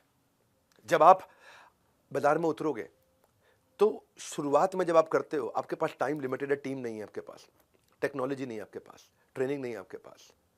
तो शुरुआत में आपको समझना चाहिए, जब आप, अगर आप प्राइस घटा रहे हो तो कस्टमर बढ़ाना है, प्राइस बढ़ा रहे हो तो कस्टमर घटाना है, दोनों में क्या करना है, टाइम बड़ा लिमिटेड है, इसको कैसे लेके जाना है। तो शुरुआत में अपने लिए लिस्ट बना लो, दो साइड की। एक साइड जो स्किल आपके पास है और आपको बहुत पसंद भी है, और एक साइड जो स्किल आपके पास है लेकिन आपको पसंद नहीं, आप एंजॉय नहीं करते, उसको यूज ही नहीं करते। एक थोड़ा सा अपने आप को पहचानना है, इस समय थोड़ा इंट्रोस्पेक्शन का टाइम है। कई बार क्या होता है, जो बेस्ट पेइंग स्किल है, जिसके लिए बाजार में बहुत पैसा मिलता है, वो कई बार आपको पसंद नहीं होता इतना। तो पहले पहचानो कि आपका टॉप स्किल कैसे, कौन सा है। अच्छा, पहचानेंगे कैसे, आपको पहचानने का तरीका बताता हूं। आप बोलो मैं तो नया हूं, मुझे पता ही नहीं मेरे पास क्या स्किल है। याद करो कि कौन से काम को करने में आपको बहुत मजा आया था। आपने या तो उसको बहुत तेज किया, बहुत एफिशिएंसी के साथ किया, या कोई बड़ी अचीवमेंट निकाल दिया अपने उस काम में। याद करो, जरूरी नहीं आपको उसका पैसा मिला था उस दिन, पर उस काम को करते हुए क्या कुछ पैसा बचाया था आपने, कमाया नहीं पूछ रहा हूं, कुछ अपने खर्चा घटा दिया था, उस काम को इतने बढ़िया से कर दिया, या बाई चांस आपने कहीं छोटी सी कोई कमाई भी कर ली उसके कारण, या कोई ऐसा आपके साथ हुआ कि आपको नए कस्टमर अचानक मिलने लग गए कि भाई मैं आपके साथ काम करना चाहता हूं, या आपने कोई नया बाजार ढूंढ लिया था, या कोई आपने वोट्स जीत लिए थे, या कोई अवार्ड जीत लिया था। कोई ऐसा काम, कोई ऐसी चीज जो आपको याद आ रही है आपके एक्सपीरियंस में, वहां से हम शुरुआत कर रहे हैं। क्या आपने ऐसा किया कि सब कुछ आपके अगेंस्ट था लेकिन फिर भी आपने डिलीवर कर दिया, कोई ऐसी चीज याद करो। क्या इसने कुछ ऐसा, आपने कोई ऐसा रिजल्ट कभी प्रोड्यूस किया है कि सब कुछ मेसी था, खराब था, सड़ा हुआ था, लेकिन सब मिस्टेक्स हो रही थी पर आपने लाके ठीक कर दिया उसको। कोई ऐसा दिन याद आ रहा है आपको? वहां से शुरुआत करते हैं। आपको देखो क्या चीज आपको पढ़ने देखने में बहुत अच्छा लगता है, इंस्टाग्राम में क्या चीज देखने में पसंद आता है, यूट्यूब पे वो कहते हैं कि परिंदों को मंजिल मिलेगी यकीनन, ये फैले हुए उनके पर बोलते हैं। अक्सर वो लोग खामोश रहते हैं जमाने में जिनके हुनर बोलते हैं। तो सबसे पहले आपके टॉप स्किल जो है ना, वो आपको रेपुटेशन देंगे, वो आपके मार्केटिंग मैसेज में जाएंगे आगे चल के, आपको उससे अच्छी प्राइसिंग मिलेगी। स्किल कुछ भी हो सकता है, मैं तो वैसे ही बोल रहा हूँ, कुछ उदाहरण देता हूँ। कोई एडिट करने का स्किल है, कुछ लिखने का स्किल है, कोई प्रोजेक्ट डेवलपमेंट का है, कोई पढ़ाने का है, राइटिंग, पब्लिशिंग, प्रूफ रीडिंग, कुछ भी, बहुत तरह के स्किल है, हर तरह के स्किल है। इसके ऊपर मैंने पूरा वेबिनार किया हुआ है। शुरुआत ये है कि मुझे ढूंढना है मुझे स्पेशलाइज किस में होना है, बिकॉज स्पेशलाइजेशन हाइटन्स रेप्यूटेशन। मुझे स्पेशलाइजेशन चाहिए किस में, कि जो बेस्ट स्पेशलिटी है जहां पे आपका स्किल और पैशन इंटरैक्ट करेगा, तो आपके जुनून का नतीजा जरूर निकलेगा, और हुनर जो है आपके अंदर है उसके समंदर से नूर निकलेगा। तो आपको क्या करना है, अब आप थोड़ा स्वॉट की तरफ चलो। स्वॉट क्या होता है? एक होता है स्ट्रेंथ वीकनेस जो होती है आपके अंदर, मेरी ताकत क्या है और मेरी कमजोरी क्या है, वो आपके अंदर होती है। एक होता है अपॉर्चुनिटी थ्रेट, वो आपके बाहर होती है। अपॉर्चुनिटी होती है कहां पे कस्टमर है, थ्रेट होता है कहां कॉम्पिटिटर है, ये बाहर है दो चीजें। आपकी ताकत आपकी कमजोरी अंदर है और अपॉर्चुनिटी थ्रेट वो बाहर है। तो स्ट्रेंथ वीकनेस अपॉर्चुनिटी थ्रेट, थोड़ा इसको यहां से हम शुरू करेंगे अपना एमबीए, ताकि मैं एमबीए को थ्योरेटिकल नहीं रखना चाहता, मैं चाहता हूं आपकी प्रैक्टिस में आ जाए। कहां पे आपको लगता है कि थ्रेट है आपके लिए, कहां आपको लगता है आपके लिए फेलियर है बड़ा, असफलता एक चुनौती की तरह होती है, उसको थोड़ा स्वीकार करो, देखो आपके अंदर क्या कमी रह गई है, उसके बाद उसका सुधार करो। सो हमें अब हमने थोड़ा स्पॉट करने के बाद अब आप लिखना शुरू करोगे। आपको मैनुअल दिया हुआ साथ साथ, उस मैनुअल का प्रिंट आउट निकाल लिया होगा आपने, नहीं निकाला तो प्रिंट आउट निकाल के रेडी रहिए, हमेशा मोबाइल सामने रखिए, नोट्स बनाते जाइए।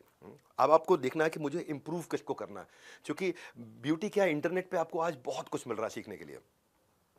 सो चाहे कोई भी कोर्स ज्वाइन करो जो आपके काम का है, जितना सारा जानोगे आप, जितना उसके बारे में जान जाओगे उतने वैल्यूएबल बनते चले जाओगे, और जितना वैल्यूएबल बनोगे उतनी ज्यादा आपको वैल्यूएबल मिलेंगे, वैल्यूएबल्स मिलेंगे। यानी कि आपका प्राइस आप इंक्रीज कर सकते हो with extra knowledge that you have. ये 10 डे प्रोग्राम जो मैं कर रहा हूं, ये वैसे अपने आप में परिपूर्ण है, संपूर्ण है, पर जैसे एमबीबीएस के बाद एमडी होती है, उसी तरह मेरे पास भी एमडी के लिए एडवांस प्रोग्राम्स भी हैं। मौका लगेगा तो बीच में बताऊंगा आपको इस 10 दिन के दौरान कि मैं एक प्रोग्राम लॉन्च किया, बीबी इम्पैक्ट, आउटकम ओरिएंटेड इम्पैक्ट। तो जो स्पेशलाइजेशन करना चाहते हैं ये फ्री में 10 डे एमबी सारे करें, इसमें कोई कॉस्ट नहीं है, कोई हिडन कॉस्ट नहीं है, कुछ नहीं देना आपको। आपको बस पूरा अटेंड करके एग्जाम पास करना है और सर्टिफिकेट लेना है। इसके बाद अगर आपको और कुछ चाहिए, मुझसे सीखना चाहते हैं एंटरप्रेन्योरशिप, तो मैं आपको बीबी इम्पैक्ट के बारे में बताऊंगा। चलता हूं दूसरे अध्याय पे। अब आपने आइडेंटिफाई किया अगर कि मैं क्या करने वाला हूं, तो अब आपको एक छोटे ऑफिस की तैयारी करनी है। कोवर्किंग स्पेस होगा, क्या होगा, आपको क्या मंच जहां से आप शुरुआत करने जा रहे हो। अपने घर के अंदर एक कमरा ले सकते हो, वहां शुरू कर सकते हो, बाहर जा सकते हो जहां पे आप ऑफिस का एनवायरनमेंट मिल जाए आपको। अपने हौसलों के बल पर हम अपनी प्रतिभा दिखा देंगे, भले कोई मंच ना दे हमको, हम अपना मंच खुद ही बना लेंगे। तो जब आप स्पेस लेने जा रहे हो तो चेक करो आपका बजट आप अफोर्ड कर सकते हो। अकाउंटेंट, फाइनेंशियल एडवाइजर से अपनी बजटिंग कर लो साल भर की, के लिए अच्छे सीए के साथ बैठ करके, अच्छे क्या सिंपल से सीए के साथ में बैठ के साल भर की बजटिंग कर लो। मिनिमम डिपॉजिट अभी कितना चला जाएगा फ्रंट, क्योंकि कोई भी जगह रेंट पे लेते हो तो मिनिमम डिपॉजिट जाता है। और अगर आपको वो लीज कंटिन्यू नहीं करनी, अगर एग्जिट करना है तो कितना पहले उसको एडवांस में नोटिस देना पड़ेगा, ताकि आपका पैसा कम से कम कटे। जितनी चीज़ें हो सके कोवर्किंग स्पेस से शुरू कर लो, कहीं से शुरू कर लो। शुरुआत में ज़्यादा खर्चा मत करो, जो चीज़ें हो सकती हैं शुरू में मैन पावर हायर मत करो, आउटसोर्स करो बिगनिंग में। इंटेलिजेंट वेंडर से मिलो, जितने ज़्यादा वेंडर से मिलोगे उतना सिखा देंगे वेंडर आपको, उससे अगले वेंडर से नेगोशिएट करना आसान हो जाएगा। एक रूल बताता हूँ जिंदगी में, वेंडर आएगा अपने आप सिखा के जाएगा। जो चीज़ आपको नहीं आती उस चीज़ के लिए 10 वेंडर बुला लो, 7 वेंडर बुला लो, 5 वेंडर बुला लो, वेंडर आएगा अपने आप हर चीज़ सिखा के जाएगा। वेंडर आपको इतना इंटेलिजेंट बना देगा कि अगले वेंडर के साथ आप पिछले वेंडर की स्ट्रेंथ और वीकनेस ढूंढ के अगले के साथ नेगोशिएट कर लोगे। आप अगर टेक सेवी नहीं हो, आपको लगता है मुझे टेक्नोलॉजी नहीं आती, कोई बात नहीं, वेंडर आएगा सिखा के जाएगा। और वही उन्हीं में से कोई एक ट्रबल शूटिंग वेंडर रख लो अपने साथ जो आपकी सारी टेक्नोलॉजी का काम भी कर देगा। मैं अभी आपको टीजर दे रहा हूं और पूरा ट्रेलर और पूरी पिक्चर भी बाकी है, तो भूल कर हर बात बने रहना मेरे साथ। ये बीच बीच में उठने की आदत है ना आपकी, व्हाट्सएप खोलने की, बाकी चीजें देखने की, बंद कर दो उसको। ढूंढने जाओ तो मार्केट में 1000 डुप्लीकेट चीजें पड़ी हैं। एडिडास का एबीबाज, बिस्लरी का बिलसेरी मिलता है, प्यूमा का पोमा मिलता है, सब सस्ती चीजें हैं। ये स्टूडेंट्स को अट्रैक्ट करती हैं, क्यों? क्योंकि सस्ता पड़ता है ना, जेब में पैसे नहीं होते हैं। पर मैं सस्ते में नहीं, बिल्कुल मुफ्त में दे रहा हूं, और नकली फर्स्ट कॉपी नहीं, बिल्कुल 100% ओरिजिनल कंटेंट दे रहा हूं। ना क्रैश कोर्स, ना शॉर्टकट। ये एमबीए का सक्सेस का हाईवे है। कम समझ के या कमजोर समझ के इसको ऐसा मत समझ लेना कि भाई कम दिन है तो कमजोर होगा। छोटी बुलेट होती है ना, वो बुलेट छोटी इंसान का शरीर फाड़ देती है। मैं उसी छोटी सी बुलेट में 10 दिन के अंदर इतनी स्पीड से आऊँ, इतनी स्पीड से पढ़ाऊंगा, लाइफ टाइम की लर्निंग छोड़ के जाऊंगा आपके लिए। अब मैं चलता हूं, आपको ऑफिस सेटअप की कुछ बेसिक बात करी। प्रायोरिटी मैनेजमेंट, तीसरा चैप्टर मेरा, 20 चैप्टर ले रहा हूं। प्रायोरिटी का मतलब है सब कुछ नहीं करना है, वही करना है जो आपके गोल स्टेटमेंट को कंट्रीब्यूट करता हो। हर रोज अपनी 1 या 2 बड़ी प्रायोरिटी डिफाइन करके चलनी है कि आज के दिन मैं ये अचीव करके छोड़ूंगा। हाँ, क्योंकि थॉट प्रोसेस अपना बदलो, लेजीनेस हटाओ अपनी। लेजीनेस कहां होती है? ज्यादा काम करने से मैं नहीं बोल रहा कि आप एफिशिएंट हो गए। प्रायोरिटी क्या है जो सबसे बड़ा इंपैक्ट लाएगी? नहीं तो क्या है, जो एम्प्लॉइज की क्या मेंटालिटी रहती है, कई बार काम करो, बने रहो पगला, काम करेगा अगला। बने रहो कूल, सैलरी मिलेगी फुल। ये सब मानसिकता को तोड़ेंगे। अपनी 1 या 2 प्रायोरिटी रोज की बनानी है। सिमिलर तरीके के नेचर के काम को इकट्ठा कर लो और रोज शाम को छोटा सा रिव्यू करो अपना कि आज मैंने क्या अचीव किया, अपने गोल के कितना नजदीक गया हूं मैं। बीच बीच में मैं क्या करता हूं, जब मैं लैपटॉप पे काम कर रहा होता हूं ना, अपनी प्रेजेंटेशन फाइनल करता हूं, तो मैं चार्जर हटा देता हूं लैपटॉप का कि इसकी बैटरी खत्म होने से पहले काम खत्म कर लूं। उससे क्या रहता है कि मेरी स्पीड बनी रहती है, अरे बैटरी खत्म होने वाली, जल्दी करो जल्दी करो। वाईफाई बंद कर देता हूं। क्यों वाईफाई बंद करता हूं? कोई नोटिफिकेशन ना आए, डिस्टर्ब ना करें। तो अपनी डेडलाइंस तो कमिट हो जाओ, प्रायोरिटी डिसाइड कर लो, टाइम ट्रैकर रखो अपने पास कि करंट में मैं कितना टाइम यूज कर रहा हूं और आइडियली मुझे कितने टाइम में खत्म करना चाहिए। आजकल इस काम को कितनी देर में करता हूं, करना कितनी देर में चाहिए, अपना टाइम ट्रैकर रखो अपने पास। पहले दिन ही बता रहा हूं आपको सोलोप्रेन्योर से कैसे खुद को बिल्ड करें। अगले 9 दिन में 9 टॉपिक दूंगा आपको आगे चल के। मैं आपको मार्केट रिसर्च, प्रोडक्ट डेवलपमेंट सब बताया मैंने आपको, पूरा का पूरा 9 दिन में पूरी जर्नी बिल्ड करूंगा। तो अब आपने एक अपने स्किल सेट को पहचाना, प्रायोरिटीज को पकड़ना शुरू किया, ऑफिस की तैयारी करनी शुरू करी। अभी कस्टमर को पहचानना है आपको, कस्टमर को सेगमेंट करना है। इसके ऊपर कल का पूरा 1.5 घंटा इसी पे है, मार्केट सेगमेंटेशन पे, कि मार्केट रिसर्च के ऊपर, प्रोडक्ट डेवलपमेंट के ऊपर। पर थोड़ा भी आप समझो कि स्टार्टअप की सक्सेस जो शुरुआत होती है ना, वो आपकी आंखों से नहीं, कस्टमर की आंखों से कैसा दिखता है उस तरह शुरुआत होती है। आपको कैसा दिखता है उस पर निर्भर नहीं करता, कस्टमर को कैसा दिखता है उस पर निर्भर करता है। उसके पर्सपेक्टिव से देखना पड़ता है। वो एंड यूजर जो है वो कैसे अप्लाई करेगा आपके प्रोडक्ट को, वो इस्तेमाल कैसे करेगा, उसको कहाँ कहाँ फायदा होगा, कहाँ कहाँ फंस सकता है। वो आपकी मार्केट की कैरेक्टरिस्टिक्स पहचानने हैं आपको, ये है मार्केट रिसर्च। आपको कौन पार्टनर्स मिल सकते हैं इसमें, इसका मार्केट साइज कितना बड़ा है, यहाँ पे कितना कस्टमर है, इसका कंपटीशन इस समय क्या बिहेव कर रहा है। तो अपनी मार्केट रिसर्च में अपने आपको नैरो डाउन करते जाओ, नैरो डाउन करते जाओ। सबको सेटिस्फाई नहीं करना शुरू में। स्टार्टअप ना लोगों को हायर करने से शुरू नहीं होता या प्रोडक्ट बनाने से, डेवलपर से शुरू नहीं होता। स्टार्टअप होता है कि कस्टमर की एक अनमेट नीड को पकड़ लें, जिस नीड को अभी तक किसी ने पूरा नहीं किया, बस उतना ही करना है। सबको बेचना और सस्ता बेचना, ये दोनों गलत मानसिकता है। सब मेरे कस्टमर है, गलत मानसिकता है। सस्ता बेचना है, गलत मानसिकता है। सेलिंग टू एवरीवन और सेलिंग चीप, ये दोनों चीजें हटा करके आपको प्रीमियम कैसे प्राप्त होगा, इन 10 दिनों में आप इस एमबीए में सीखोगे, 10 डे एमबीए में। हर आदमी आपका कस्टमर नहीं होता है। कंसिस्टेंसी कॉस्ट है, इसमें बने रहना। इस प्रोग्राम में जो रोज आएगा वो रोजगार के लिए कभी धक्के नहीं खाएगा। तो आपको किताबी कीड़ा नहीं, बिजनेस का शेर बना दूंगा आपको मैं। तो ये कैसे करोगे, मार्केट में उतरोगे कैसे, एक इसकी क्या शुरुआत होगी कि मैं कैसे मार्केट रिसर्च करूंगा। पहले अपनी फोकस्ड पायलट मार्केट डिफाइन कर दो, बस लिख लेना वर्ड को, फोकस्ड पायलट मार्केट। हाँ, अगर आप अकेले शुरुआत कर रहे हैं, बिजनेस का आइडिया भले ही बढ़ाओ और शुरुआत छोटी रहनी चाहिए, हमेशा बहुत छोटे से शुरू करना चाहिए। मैं ऐसा क्यों बोल रहा हूं आपको समझाता हूं।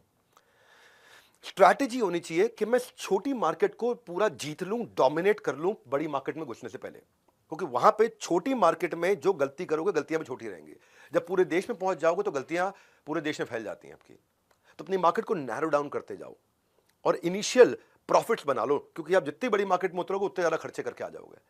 तो मल्टीपल मार्केट सेगमेंट को जब आप इग्नोर करना सीख गए ना, कि मैं बस ये लोग हैं, ये रीजन है, ये प्रोफाइल है मेरे कस्टमर का, इन पे फोकस करना है, तो क्या करोगे आप वैल्यू क्रिएट करने लग जाओगे। अब वहां फोकस होगा, नहीं तो मैं इधर कैसे जाऊं, उधर कैसे जाऊं, यहां दुकान कैसे खोलूं, वहां कैसे पहुंचूं। छोटे एरिया को डोमिनेट करो, छोटी मिस्टेक्स करो शुरू में। जितने रिसोर्सेज उनका पूरा इस्तेमाल कर लोगे। शुरू में बड़ा ऑफिस नहीं खोलना, पहले बिजनेस खड़ा बाद में बड़ा। एक्सपीरियंस क्रिएट करो कस्टमर का, कि word of mouth local market में आपके बारे में फैल जाए। मत घबराओ size of the focus pilot market से, छोटा ही है, जितना छोटा है उतना बढ़िया, स्मॉलर द बेटर। तो ये शुरुआत है आपकी। फोकस पायलट मार्केट ढूंढूंगा मेरी क्या है, कैसे मिलेगा ये फोकस पायलट मार्केट। मैं आपको 6 सवाल दे रहा हूं। फोकस पायलट मार्केट क्या होता है समझो। पहला सवाल, क्या जिस कस्टमर के पास जा रहा हूं मैं, वो कस्टमर वेल फंडेड है, उसके पास पैसा है मुझे देने के लिए, या ऐसा बंदा है जिसके लिए मुझे मेहनत बहुत करनी है लेकिन उसके पास बजट ही नहीं है। जो आपने अपना कस्टमर प्रोफाइल बनाया ना। दूसरा, क्या मैं या मेरा सेल्स के जो भी छोटी टीम है वो वहां तक पहुंच सकती है आसानी से। तीसरा, फोकस पायलट मार्केट कैसे डिफाइन कर रहे हो। हाँ, नोट्स दिए आपको, मैनुअल दिया है, मैनुअल में भी नोट्स है आपके पास में। तीसरा, क्या वो कस्टमर के पास एक कंपेलिंग रीजन है खरीदने का, कोई बड़ा कारण है कि उसको ये प्रोडक्ट चाहिए ही चाहिए आपसे, तो वो आपकी फोकस पायलट मार्केट है। चौथा, क्या आपको कोई पार्टनर की जरूरत पड़ने वाली है वहां तक बेचने के लिए। पार्टनर मतलब चाहे डिस्ट्रीब्यूटर हो, सीएनएफ हो, रिटेलर हो, फ्रेंचाइजी हो, या किसी प्रकार का कोई भी इंडिपेंडेंट कंसल्टेंट हो, कोई एफिलिएट हो, कोई सोशल मीडिया चैनल्स हो, कोई और इन्फ्लुएंसर हो। क्या किसी की कोई इसमें मदद कर सकता है आपको वहां पहुंचने में। पांचवा, इसमें क्या कोई एंट्री बैरियर है या कंपटीशन जब मर्जी घुस जाएगा इसमें। छठा, क्या ये सेगमेंट को अगर मैंने जीत लिया तो मैं इसको एक्सपैंड कर पाऊंगा? अगर ये 6 आंसर हैं यस, कि आपको हाँ इसके आंसर मिल रहे हैं पॉजिटिव डायरेक्शन में, तो अब आपकी फोकस पायलट मार्केट बनने लग गई है। जैसे मैं बताता हूँ, जेफ बेजोस की अमेजॉन की फोकस पायलट मार्केट पहले बहुत छोटी थी। एग्जाम्पल से सीखो आप। वो क्या फोकस पायलट मार्केट थी? खाली बुक्स, किताबें किताबें किताबें किताबें। 90s में चालू किया, किताबें बेचनी थी बस, खाली ऑनलाइन किताबें बेचते थे वो। तो अमेजॉन ने फोकस पायलट मार्केट को जीतने के बाद में एडजेसेंट कैटेगरी में एंटर किए थे। वो उसका फाउंडेशन बन गया था। उसके बाद दूसरी प्रोडक्ट कैटेगरी आई, इलेक्ट्रॉनिक आया, फैशन आया, ग्रोसरी आया, सब कुछ आया, मल्टी बिलियन डॉलर कंपनी हो गई अमेजॉन। लेकिन शुरू फोकस पायलट मार्केट से किया। टिंडर एक डेटिंग ऐप होती है, टिंडर ये 2012 में लॉन्च हुई। पर फोकस पायलट मार्केट क्या थी कि खाली वेस्ट कोस्ट के कॉलेज स्टूडेंट्स के साथ शुरू करेंगे और उनके साथ टेस्ट करके अपने प्रोडक्ट को इंप्रूव कर लेंगे। कॉलेज की पॉपुलेशन में टेंडर ने कॉलेज के ही बच्चों को हायर किया, कॉलेज कैंपस रिप्रेजेंटेटिव्स की तरह, और उनसे ऐप्स डाउनलोड कराई अपने पीयर्स में और बताया कि कॉलेज पार्टी ऑर्गेनाइज करेंगे, लेकिन अगर टिंडर ऐप है तो आप आ सकते हो, नहीं तो नहीं आ सकते। धीरे धीरे धीरे धीरे धीरे धीरे फोकस पायलट मार्केट के बाद में वो एक्सपैंड किया। हर ऑर्गेनाइजेशन करती है। एक जॉब सर्च की बड़ा प्रोमिनेंट पोर्टल है कॉल्ड लिंक्डइन, सब जानते हैं लिंक्डइन। लिंक्डइन ने शुरू में किस पे फोकस किया? जिसको नौकरी चाहिए? नहीं, जिसको नौकरी देनी है, यानी कि रिक्रूटर पे फोकस किया, यानी कि एचआर हेड पे फोकस किया। जितने ज्यादा रिक्रूटर आ गए, बाकी सब के सब जॉब ढूंढने वाले अपने आप पहुंच गए। तो उन्होंने एक फोकस पायलट मार्केट डिसाइड करी। बाद में पॉजिटिव वर्ड स्प्रेड हो जाता है। सो अभी मैं आपको पहली खुराक दे रहा हूं, लर्निंग की पूरी संजीवनी बूटी अभी दूंगा। थ्योरी में जो प्रैक्टिकल का तड़का लगाऊंगा, बहुत स्किल्स होंगे, ग्रेट, आपकी प्रोफाइल का बढ़ जाएगा वेट। 10 दिन रिजल्ट कंप्लीटली इन। तो ये जुड़े रहना मेरे साथ। परसोना पे चलते हैं, कहानी आगे बढ़ाते हैं कि कस्टमर का परसोना कैसे बनेगा। फोकस पायलट मार्केट का परसोना एक मिनी बायोग्राफी होती है रियल यूजर की। उसकी गोल, स्ट्रेंथ, पेन, मोटिवेशन क्या है मेरे कस्टमर के, वो कैसा सोचता है, उसका एक डिस्क्रिप्शन लिखो उस कस्टमर का, साइकोलॉजी लिखो उसकी, बाद में टेक्नोलॉजी बनाओगे। पहले साइकोलॉजी आएगी फिर टेक्नोलॉजी आएगी। याद रखा करो मेरी बातों को, पहले साइकोलॉजी बाद में टेक्नोलॉजी। टेक्नोलॉजी अब ऐप बनाने लगते हो, टेक्नोलॉजी बनाना शुरू करते हो, मोबाइल एप्लीकेशन बनाने, वेबसाइट, जो भी टेक्नोलॉजी था, पहले साइकोलॉजी पकड़ो कस्टमर की कि क्या उससे आपको आपका मार्केटिंग मैसेज समझ में आएगा, आपको समझ में आएगा इन्फ्लुएंसर बायर कंज्यूमर कौन है। ये नॉलेज का खजाना दे रहा हूँ, नॉलेज का खजाना। जाने का कोई एक्सक्यूज मत बनाना। 10 डे MBA, दाम नहीं है लेकिन दम बहुत है। इंटरनेट पर ढूंढने से आपको MBA का कभी ऐसा नहीं मिलेगा ज्ञान। इसीलिए पूरा प्रोग्राम अटेंड कीजिए, क्योंकि बाद में देने पड़ जाएंगे दाम। आप दूसरी बार नहीं आ सकते, दूसरी बार फ्री में नहीं आ सकते, मतलब आ तो सकते हो, फ्री में नहीं आ सकते, इसलिए पूरा अटेंड करना है। 5वां अध्याय आज का 20 में से, डिसीजन मेकिंग यूनिट। अब जो कस्टमर का आपने पर्सोना डिसाइड किया, उसमें डिसीजन लेता कौन है? वो खुद लेता है या उसके बिहाफ पे कोई और लेता है?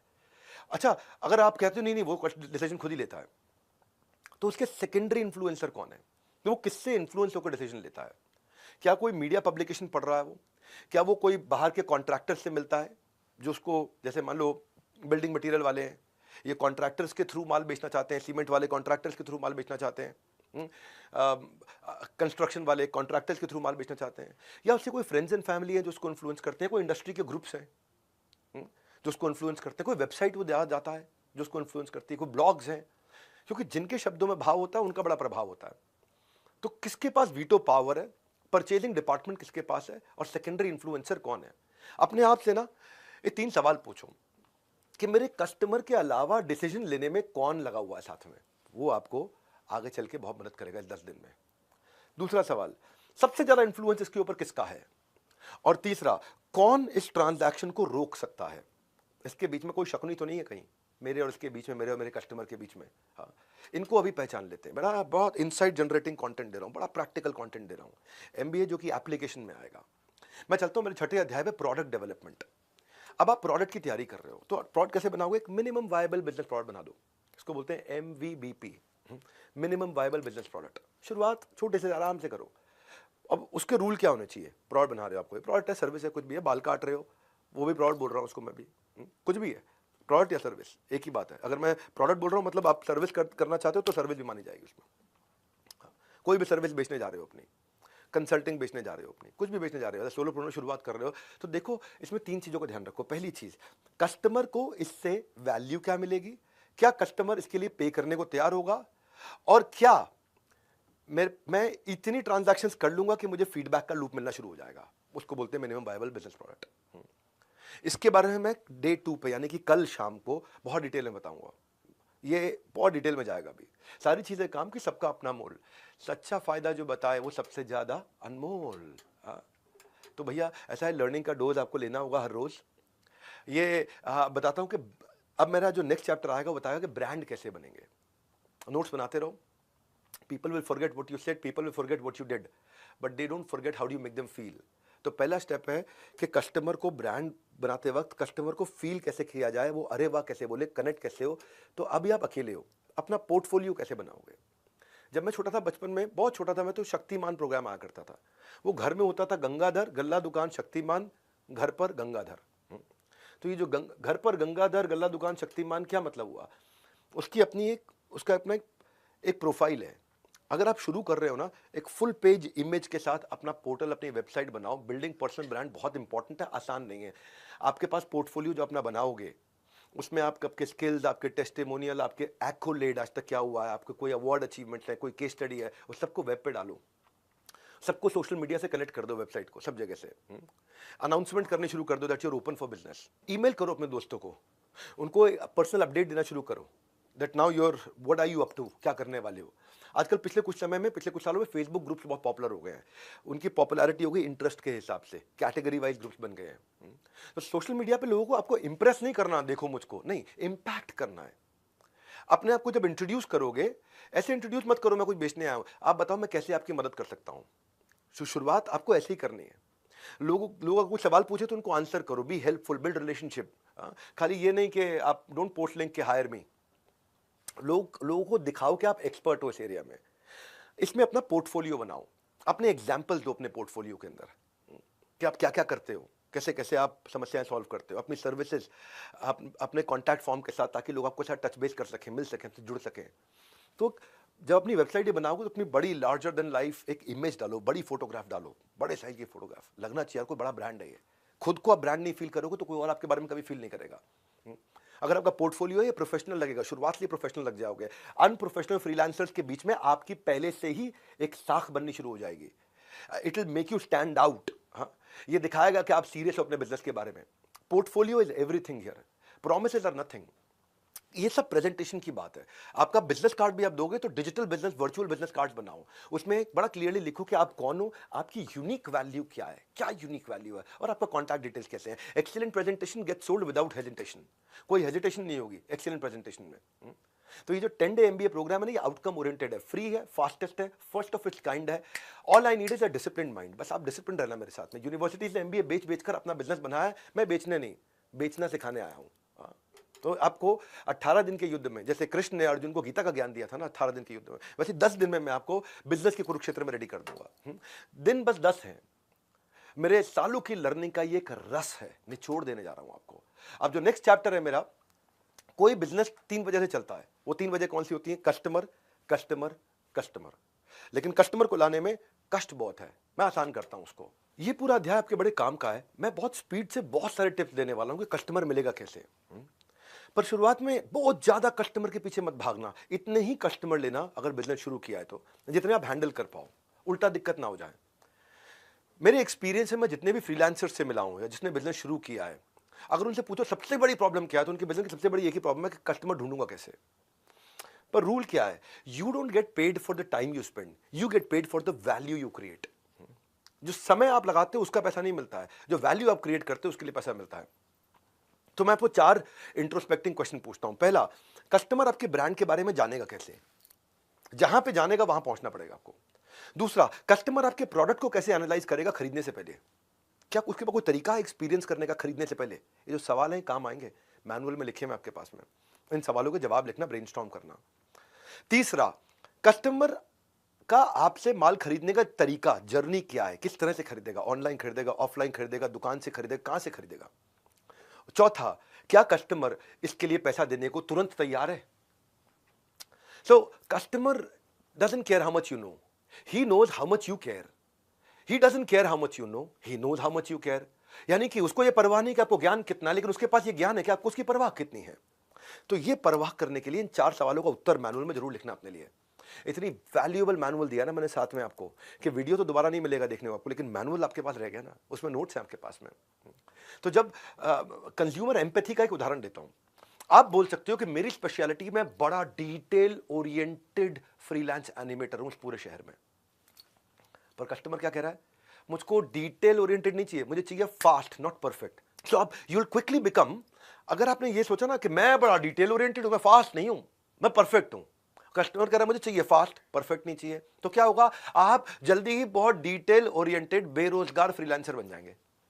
आपको ये समझना है कि जो आपका कस्टमर है उसको स्पीड चाहिए, या उसको एफिशिएंसी चाहिए, या उसको एक्यूरेसी चाहिए, या उसको ब्यूटी चाहिए, उसके लिए इंपॉर्टेंट क्या है, या उसको ड्यूरेबिलिटी चाहिए, या उसको लग्जरी चाहिए, या उसको अफोर्डेबिलिटी चाहिए, उसको सिंप्लिसिटी चाहिए, उसको अच्छी हेल्थ चाहिए, उसको चाहिए क्या आपके कस्टमर को, उसके लिए इंपॉर्टेंट क्या है, उसको सिक्योरिटी चाहिए, उसको रिलायबिलिटी चाहिए, उसको प्रॉफिटेबिलिटी चाहिए, वो क्या सोचता है।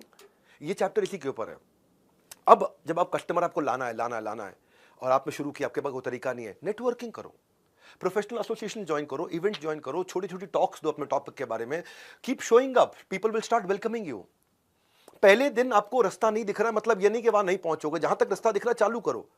हाँ, अपना माइंडसेट चेंज करो, from what can I get से what can I give. What can I get नहीं रखना, मैं क्या इससे ले सकता हूं, नहीं मैं इसको क्या दे सकता हूं। So don't be one of those जो खाली तभी फोन करते हैं जब उनको कुछ चाहिए। वो वाले नेटवर्कर भी होते हैं जो नेटवर्किंग करते हैं इसीलिए। तो अपने जो भी एग्जिस्टिंग नेटवर्क है अभी आपका, आसपास खास में घुस जाओ। जो भी आपके सर्कल में हो सकता है, किसी को सर्विसेज की जरूरत हो, आपका क्लासमेट हो सकता है, ओल्ड कलीग हो सकता है, कोई प्रोफेसर हो सकता है, कोई टीचर हो सकता है, कोई पुराना बॉस हो सकता है, कॉन्वर्सेशन शुरू करो, केवल अपने बारे में बात मत करो, और कॉन्टैक्ट एक्सचेंज करने का मौका मत छोड़ना, ताकि इवेंट के बाद आप उसके साथ टच में रह सको। सीधा अपना don't ask for the job straight, talk about कि आप कैसे मदद कर सकते हो, उनसे टच में रहो, क्रीपी मत बनो। और खास तौर से जिससे भी आप मिल रहे हो, अगले दिन उसको लिंक्डइन पे नाइस टू मीट यू एक नोट भेजो। और nice to meet you note में देखो, आप ये भी देखना कि हर एक के पीछे नहीं भागना, अपने प्रोस्पेक्ट को चूज करो। ये ध्यान से रखो कि बिजनेस, प्रोफेशन, इंडस्ट्री, कंपनी, कौन किसको आपकी जरूरत पड़ने वाली, उसकी लिस्ट बनाओ, रैंक दो उनको, आइडियल कैंडिडेट का टॉप से लेकर के डाउन तक एक रैंकिंग दो, यार ये सबसे ज्यादा आइडियल कैंडिडेट है मेरे लिए, ये मेरी स्किल के साथ फिटमेंट है, इसकी बहुत अच्छी फिटमेंट है, इनका पे स्केल है, ये मुझे पैसा दे सकते हैं। कुछ होते हैं बिग स्टेबल ऑर्गेनाइजेशन, कुछ होती है मिड साइज बहुत बिजी आगे बढ़ना चाहते हैं, कुछ होती है एकदम स्टार्टअप अभी ग्रो करना है उनको, उनकी रेपुटेशन क्या है, तो वो कहां जाता है कस्टमर, वो क्या कौन सी ऑर्गेनाइजेशन ज्वाइन करता है, वेबसाइट, ब्लॉग क्या देखता है, क्या पढ़ता है। तो ये जब आप करते हो तो अब अपनी प्रेजेंटेशन में ऑब्सेस मत हो जाओ कि मैं पूरी स्क्रिप्ट रट के जाऊंगा, रट के मत जाओ। बस वर्बल मिररिंग करने की जरूरत नहीं है, आपको खाली बस अपने आप को रेडी करके जाना है कि आपके पास अपना पूरा ज्ञान होना चाहिए। और प्रेजेंटेशन के बाद में फॉलो अप करना मत मिस करो, ये मैं सब सेल्स वाले दिन बहुत डिटेल में समझाऊंगा। रितेश अग्रवाल जो है ना ओयो के, पहली फंडिंग के लिए उन्होंने एक इन्वेस्टर का 32 बार फॉलो अप किया था। इसको बोलते हैं फॉलो अप का भूत। क्या तरीका क्या था, would you mind if I checked with you periodically, बस ऐसे ही पूछा था उन्होंने। क्या बुरा तो नहीं मानोगे अगर मैं आपसे रेगुलरली पीरियोडिकली आपसे फॉलो अप कर लूं। उसने कहा नहीं कोई बात नहीं, कर लेना मैसेज। क्योंकि अगर आप ऐसी बाल्टी में पानी भर रहे हो जिसमें छेद है, तो जितना मर्जी पानी भर लो सारा पानी निकल जाएगा। तो जब फॉलो अप के 3 स्टेप होते हैं।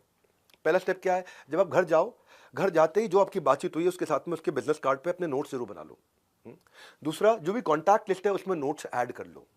और तीसरा, आप उसको एक ईमेल करो या मैसेज करो कि आपने उससे क्या सीखा, आपका पॉजिटिव एक्सपीरियंस क्या रहा। बस ये यहां से शुरू करो, इतना शुरू करो कि what was your positive experience about him, what did you learn from him, वो लिखो, एकदम कनेक्ट हो जाएगा। पता होना चाहिए आपको एंटिसिपेटरी कंटेंट, जो काम का कंटेंट है उसके लिए। हाँ। और अगर आप देख रहे हो बिल्कुल जवाब नहीं दे रहा, कभी जवाब नहीं दे रहा, तो then you can stop also, certainly stop. अगर वो बोल देता है कि मेरे से बात मत करो, मुझे कॉल मत करो, तो एकदम रुक जाओ। अब इस सबका आपको ट्रैक रखना है, शुरुआत है ना बिजनेस की, तो फ्री टूल्स मिल जाएंगे इसको ट्रैक रखने के लिए। आप ऐसे नहीं कर पा रहे हो, फ्री टूल्स सीआरएम के मिल जाएंगे आपको, जहां पे आप अपनी कॉन्वर्सेशन को ट्रैक कर सकोगे कि पिछली बारी क्या बात हुई है, नोट्स बना दो वहीं पे। एक सिस्टम मिल जाएंगे आपको, फ्री सीआरएम के टूल्स मिल जाएंगे, क्योंकि आप सोलोप्रेन्योर हो, शुरुआत कर रहे हो। और वहां पे आप मेंटेन कर सकते हो, जैसे अपने फाइनेंशियल रिकॉर्ड मेंटेन करते हो, वैसे ये आपके टाइम और एनर्जी का इन्वेस्टमेंट रिकॉर्ड है। तो बिल गेट्स कहते हैं कि आप कैसे इंफॉर्मेशन को गैदर और मैनेज करते हो, वो डिटरमिन करेगा कि आप जीतोगे कि हारोगे। सो इस केस के लिए अब ये करते वक्त सीआरएम में और लोगों को पास जाने में कंसिस्टेंसी रखनी है। जैसे किसी के पास अगर नौकरी नहीं है ना, तो उसको नौकरी ढूंढने को नौकरी की तरह करना पड़ता है, कि मैं सवेरे 9 से लेकर शाम 6 बजे तक खाली नौकरी ढूंढूंगा, ये मेरी नौकरी है अभी। इतनी कंसिस्टेंसी चाहिए आपको, क्योंकि कंसिस्टेंसी आपके एवरेज को एक्सीलेंस में कन्वर्ट करेगी। रिजल्ट पर नहीं, रूटीन पर फोकस करना है आपको, कि मैं रूटीन के साथ इतने कस्टमर के पास जाऊंगा, कंसिस्टेंट रहूंगा, कंक्लूजन मिलेगा, कैजुअल रहूंगा, कंफ्यूजन मिलेगा। शुरू में अपने कॉमन कनेक्शंस बिल्ड करो ना। कोई भी सेम स्कूल के थे, सेम प्रोफेशनल ग्रुप के थे, सेम प्लेस ऑफ वर्शिप, एक जैसे मंदिर जाते हैं, एक जैसे गुरुद्वारे जाते हैं, सेम तरह का गोल है, सेम तरह की सोशल सर्विस करते हैं, सेम तरह की कोई समाज सेवा करते हैं। और जब आप उनसे मिलोगे, उनको जो जो आपके पास किसी भी प्रकार की अथॉरिटी है उसको जरूर प्रोजेक्ट कर देना। अथॉरिटी समझ तो जैसे जैसे हॉस्पिटल जाओ या कहीं डॉक्टर के क्लिनिक जाओ तो वहां पे अपनी डिग्री जरूर डिस्प्ले करता है, वो उसकी अथॉरिटी है, तो डिग्री डिस्प्ले कर रहा है, प्रमोट कर रहा है उनकी अथॉरिटी को। हाँ, तो आपका रिज्यूमे, वेबसाइट, आपका बायो, पोर्टफोलियो, आपके क्लाइंट लिस्ट, आपके कोई भी प्रोफेशनल टाइटल है, आपकी कोई मेंबरशिप्स है, सर्टिफिकेशंस हैं, कोई स्पेशल ट्रेनिंग है, कोई अवार्ड्स हैं, वो आपकी अथॉरिटी को डिफाइन करते हैं। सो आप अपने ट्रस्टेड इनर सर्कल को बिल्ड करके वहां पे, जिसमें जैसे आप कोई फेलो फ्रीलांसर है, कोई और बडी है, कोई रिलेटिव मेंटर है आपका, वहां से शुरुआत करो। नहीं मिलती जॉब पोर्टल्स पे जाओ, वहां आपको रिक्वायरमेंट्स मिल जाएंगी। नहीं मिलता आपको तो बाकी फ्रीलांसर और एंटरप्रेन्योर से पार्टनरशिप करो, कि भाई मैं तुझे दे दूंगा लीड, कोई तू मुझे लीड दे दे, तेरा बिजनेस अलग है, मेरा अलग है। मैं शादी के कार्ड छापता हूँ, तू शादी में बैंड बाजा बजाता है, तेरा बैंड बाजा वाले धंधा मैं नहीं कर सकता, शादी का कार्ड छापने का धंधा तू नहीं कर सकता। मैं तुझे लीड देता हूँ, तू मुझे लीड दे, हम आपस में कुछ शेयर कर लेंगे। आपकी इंडस्ट्री की न्यूज जो छप रही है उसके लिए गूगल पे अलर्ट डाल दो, कि आपकी इंडस्ट्री की न्यूज आएगी तो वो अलर्ट आपको मिल जाए। तो जब भी आप ये करोगे, अपनी ये सब जब पढ़ते पढ़ते आप अपनी ऑनलाइन रेपुटेशन भी बिल्ड करोगे, क्योंकि आपने कोई न्यूज़ पढ़ी तो उससे आप 4 लाइन का छोटा सा एक पोस्ट डालोगे, ऑनलाइन रेपुटेशन बिल्ड होगी। और उस वर्क सैंपल जो आपने वर्क किया उसको क्लाइंट की तरह शेयर करते हो, तो आप इससे क्या रहता है, आपको अपकमिंग टूल्स के बारे में पता चलता रहता है न्यूज़ से, आप अपकमिंग टूल्स पे एक्सपर्ट होने लग जाते हो, आप अपनी केस स्टडीज प्रेजेंट करते हो। फिर जब आप टारगेटेड ऐड लगाओगे अपने क्लाइंट लिस्ट पे, या आप डायरेक्टरीज के थ्रू जाओगे जहां पे डायरेक्टरीज मिल जाएगा, वहां पे आपने अगर कोई कस्टमर मिला, शुरू में तकलीफ भी आती, कोई बात नहीं, 30 मिनट की एक फोन कंसल्टेशन फ्री दे दो, नीड जनरेट कर लो, नीड जनरेट कर लो। कोई भी आपको मदद कर सकता है, खासतौर से जो मैंने बताया ना, जो आपके कॉम्प्लीमेंटिंग स्किल्स वाले हैं वो आपको बहुत मदद कर सकते हैं। और क्या कर सकते हो, मैं और कहानी आगे बढ़ाता हूं, आप अपने मंथली न्यूज़लेटर्स कुछ भी छोटी छोटी अचीवमेंट्स के बना सकते हो, या कई फ्रीलांसर्स के न्यूज़लेटर्स होते हैं, उनको रजिस्टर कर सकता हूं। मैं बहुत सारे तरीके आपको बताते जा रहा हूं, ये आपको काम आएंगे, इनको ध्यान से सुनो। क्योंकि ना पैसा ना डोनेशन, मेरी एमबीए की फीस है आपकी डिटर्मिनेशन। और बनाए रखो अपनी अटेंशन, तभी होगा इस कंटेंट का रिटेंशन। ध्यान से सुनो हर एक स्ट्रैटेजी, क्योंकि इसके बाद आपका असेसमेंट होगा और आपको 75% लेकर के आने, सर्टिफिकेट पाने के लिए 75% अटेंडेंस और 75% स्कोर, ये 2 चीजें चाहिए। और आगे बढ़ाता हूं कहानी। अब मान लो आप आगे जा रहे हो, आपने शुरुआत है यार, अभी भी कोई रास्ते नहीं मिल रहे हैं, कुछ समझ में नहीं आ रहा क्या करूं। हर चीज के लिए बहुत सारी वेबसाइट और पोर्टल्स हैं। कुछ भी आप करते हो, आप अगर आप लिखना चाहते हो तो मीडियम है, ग्रामरली है, वाटरपैड है, राइटर एक्सेस है, क्रिएटिव पेन है, ब्लॉगर है, पीपल फॉर आवर, ये सब पे बिजनेस भी मिलता है, आपको काम भी करने की पॉसिबिलिटी मिलती है। आप कहते हो मैं तो डिजाइनर हूं, मैं राइटर नहीं, कोई बात नहीं, कैनवा है, बिहेंस है, एडोबी है, वर्डप्रेस है, ड्रिबल है, विक्स है, कोड पेन, इन पे तो इनमें से कई ऐसे पोर्टल्स हैं जहां पे आपको बिजनेस मिलता है आपके लिए। आप कुछ भी कर रहे हो, आप कहते हो मैं तो डिजाइनर भी नहीं हूं, मैं तो डेवलपर हूं, मैं तो कोडिंग करता हूं, तो कोई बात नहीं। इसके लिए अपवर्क है, साइट पॉइंट है, कोड वॉर्ड है, कोड ब्यूटीफाई है, कोड प्रोजेक्ट भी है, एक टॉपटेल भी है। ये सब के सब वो पोर्टल्स है जहां आपको धंधा मिलेगा। जैसे आप कहते हो मैं तो कंसल्टेंट हूं, मैं फाइनेंस का कंसल्टेंट हूं, मार्केटिंग का कंसल्टेंट हूं, मैं अकाउंटिंग का कंसल्टेंट हूं, मैं इसका कंसल्टेंट, उसका कंसल्टेंट। एक्सेंचर है, कोरा है, प्रेस्टो एक्सपर्ट्स है, लॉन्च पैड है, फोरफोल्ड है, नेविगेट है, बीकेसी कंसल्टिंग, ये इनमें कई जगह आपको बिजनेस मिलेगा। आप कहते हो मैं वर्चुअल असिस्टेंट बनना चाहता हूं, वहां तो बिजनेस मिलने के लिए बहुत जगह है। एक है time etcetera, time etc, click worker, fancy hands, assistant match, virtual बिले। आप कहते हो कि भाई मैं मार्केटर बनना चाहता हूं, तो हब स्पॉट पे जाओ, लिंक्डइन पे जाओ, सेमरश पे जाओ। आप कहते हो मैं तो फोटोग्राफर हूं, खाली फोटो खींचता हूं, मैं क्या धंधा करूंगा, गेटी इमेज है, पिक्साबे है, फ्लिकर है, शटर स्टॉक है, वहां से आप पैसा कमा सकते हो। तो start finding portals for yourself. मैं कस्टमर सर्विस करना चाहता हूं घर से, वी वर्क रिमोटली है, वर्चुअल वोकेशन है, सपोर्ट ड्रिवन है। जो स्ट्रगल है ना आपका आज का, वो आपकी कल की स्ट्रेंथ बिल्ड करेगा। पर वेक्टर बनाओ, अपनी दिशा तैयार करो। ये 10 दिन में आपको मजा आने वाला है, क्योंकि कॉलेज आपको डिग्री देता है, मैं आपको डायनामिक्स दूंगा, केवल डिग्री नहीं दूंगा, डायनामिक्स दूंगा। सिलेबस नहीं, पूरा सिस्टम समझाऊंगा। 10 डे एमबीए फ्री है, वर्थ इट है, इसमें बस आपका मुझे टाइम चाहिए। 9वें अध्याय पे चलते हैं, कहानी आगे बढ़ाते हैं।